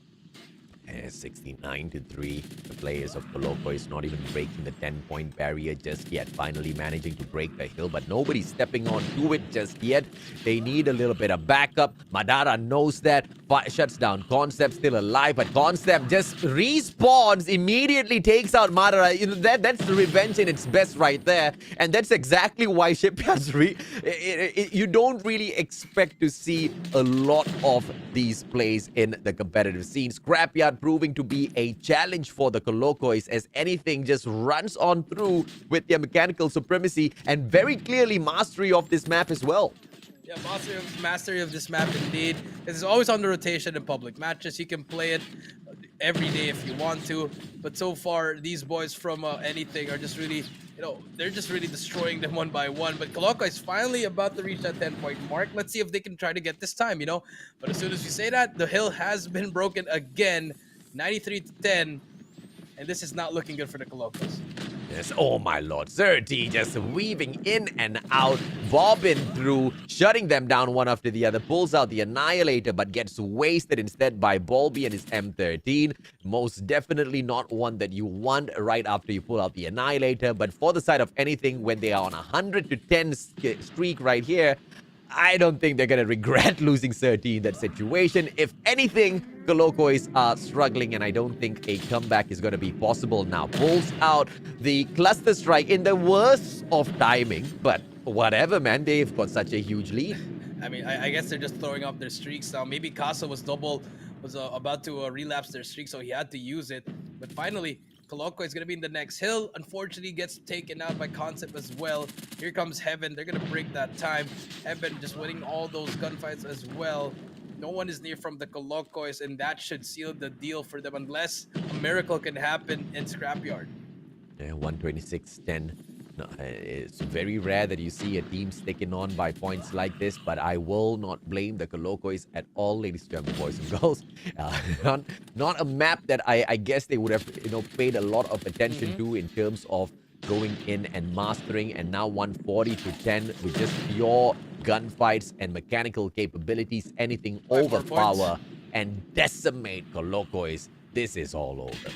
150-10, and congratulations to anything for winning the first ever Garena Collegiate Challengers.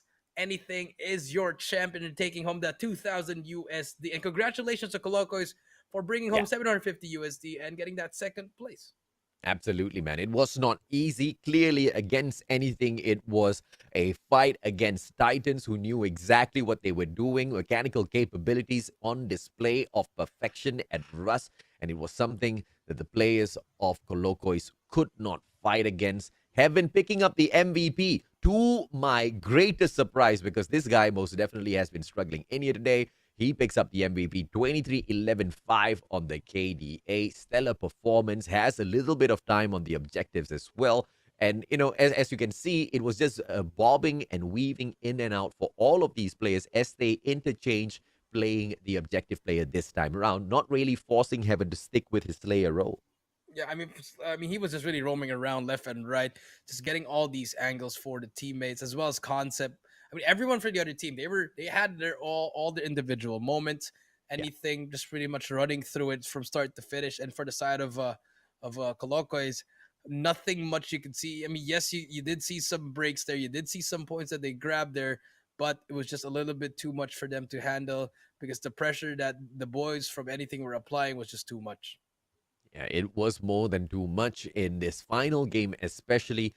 They couldn't even break away from the 10-point mark. Yes, they did try to get in there again and again, but every time they were at the hard point, it was either contested at the same time or they didn't really have much of a backup, and they chose to jump off the hard point to wait for that backup. Rody struggling in this one game truly, just spells it all out, right? Because when that guy is on point, the squad is most definitely, at the very least, untouchable for a few of those rotations. But he just struggled all throughout, Jericho. He really struggled. It was very unfortunate to struggle at the finals. But then again, you're going up against, 5 pro players that has been in the situation that probably they haven't been there. Maybe soon enough we'll see them in the majors as well. But I guess what they can do is they could actually just they could take this lesson and hey, how did they actually beat us like this? It could be a good lesson for them. It could be a good time for them to actually look back and oh, this is how they play, even if it's not coordinated. But the way that they were playing individually, they knew everything. Like their game sense, their mechanical supremacy, it was next level. And I believe if you are Colocois, that's where you can learn to be better. Oh yeah, absolutely, right. And it's the experience of going up against Yeah. monsters like this that motivates you to, step up your game in your own accord. If you are just facing up against opponents that do not inspire you to step your game up, it's not really going to push you to greater heights. So, although the Colocois were super impressive yesterday, super impressive even today as they took on Pegasus MY against the one and only anything, it clearly proved to be a little bit too tough towards the end. But once again, like you said, Jericho, congratulations to them for picking up the 750 USD. Let's take a quick look at the highlights once again as to how the champions, the victors of the day, anything, managed to grab this victory. Yeah, and we're gonna start off with Russ here, and we immediately saw Smokey try to go for a nuke, but unfortunately his best streak was at least 11.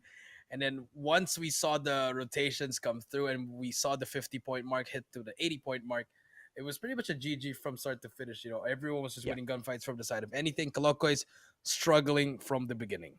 Yeah, I mean, Russ, it's been a while since Russ was available, has been available on Call of Duty Mobile, right? There's a reason why we don't see it in the competitive scene all that too much. And this is that reason because, like you said, man, it was a team deathmatch pretty much as all of those team members just went running ahead against each other. A few of them able to play some of the objectives. And the only team that was able to do that majority of the time was anything because they had such a good time out there on the battlefield with most of their players winning all of their gunfights. And you could have some of those objective players very conveniently sit down at those points and pick up 3 points, right? But for the side of Clocois, it was most definitely a struggle. And then later on at the search and destroy, with Sir T flying around with shots like that, and the rest of the team members from anything stepping it up as well, it was just way too tough, man. Way too tough indeed. You know, the S&D, I mean, they were winning 2v4s, they were winning 1v1s. It was just the whole team of anything was just individually better. No disrespect to Colocois, but you know, their resume speaks for itself. And then for this final game, game number 3, I mean, it was just the same story as game 1 and 2. Oh, yeah. And of course, 100 to 10 at this point, we thought that Colocois might be able to fight their way back into the game somehow, but it just wasn't the case to the very end, 150 to 10. Anything held them back. 3-0, a perfect series, a perfect grand finals for the Anything squad to pick up 2,000 US dollars. I mean, you start off the day with a 3-0, you end the day with another 3-0, and this was the final bracket. We started with 8 teams, we went to 4, and then we had the final 4 split into 2 more groups. You know, the Pegasus MY versus Cloudra on top for that third place match. Cloudra gets the third place, and Colocos versus anything being the champion. Colocos getting that second place, and that's gonna be it for the Garena Collegiate Challengers. It was a great tournament. I guess the only thing that I guess the fans would agree with us is to change the Mm, maps, because when yeah. I was reading the comments when Russ came on Cloudra versus Eddie, they were laughing. They were actually really laughing. They were like, "What are we watching?" And it is unfortunate. We do apologize, ladies and gentlemen, boys and girls. I guess the producers just wanted to shake things up a little bit just to keep things exciting for you guys, the viewers. And clearly it worked. You guys were laughing in the chat. That's exactly what we want. Although, and at the very same time, Jericho, it's the perfect curveball to throw at some of Mhm. these teams to make sure that they don't hyper focus on just one type of map. They don't hyper focus on just one type of gameplay in here, but they just go out there and enjoy Call of Duty Mobile as a whole and build on 2 things mainly: their teamwork, communication, as well as the mechanical skills, right? There's 3 things, but teamwork as well as communication, I count that as one. Mechanical skills as well as teamwork out there, any map, you should be able to pull it off in the way that they have, and hence why anything reign as our champions today, Jericho. Yeah, I mean anything. I guess it also speaks volume that they are pro players, and I feel Yeah. like if you just put them on any map, they could actually just learn that it with a snap. Even if they're just like playing it for the first time, they would know what to do. Yeah. So I feel Yeah. like that's also that's a plus for them, and that's not a Yeah. plus for the amateur teams or those semi-pro teams as well. But Yeah. I mean, Yeah.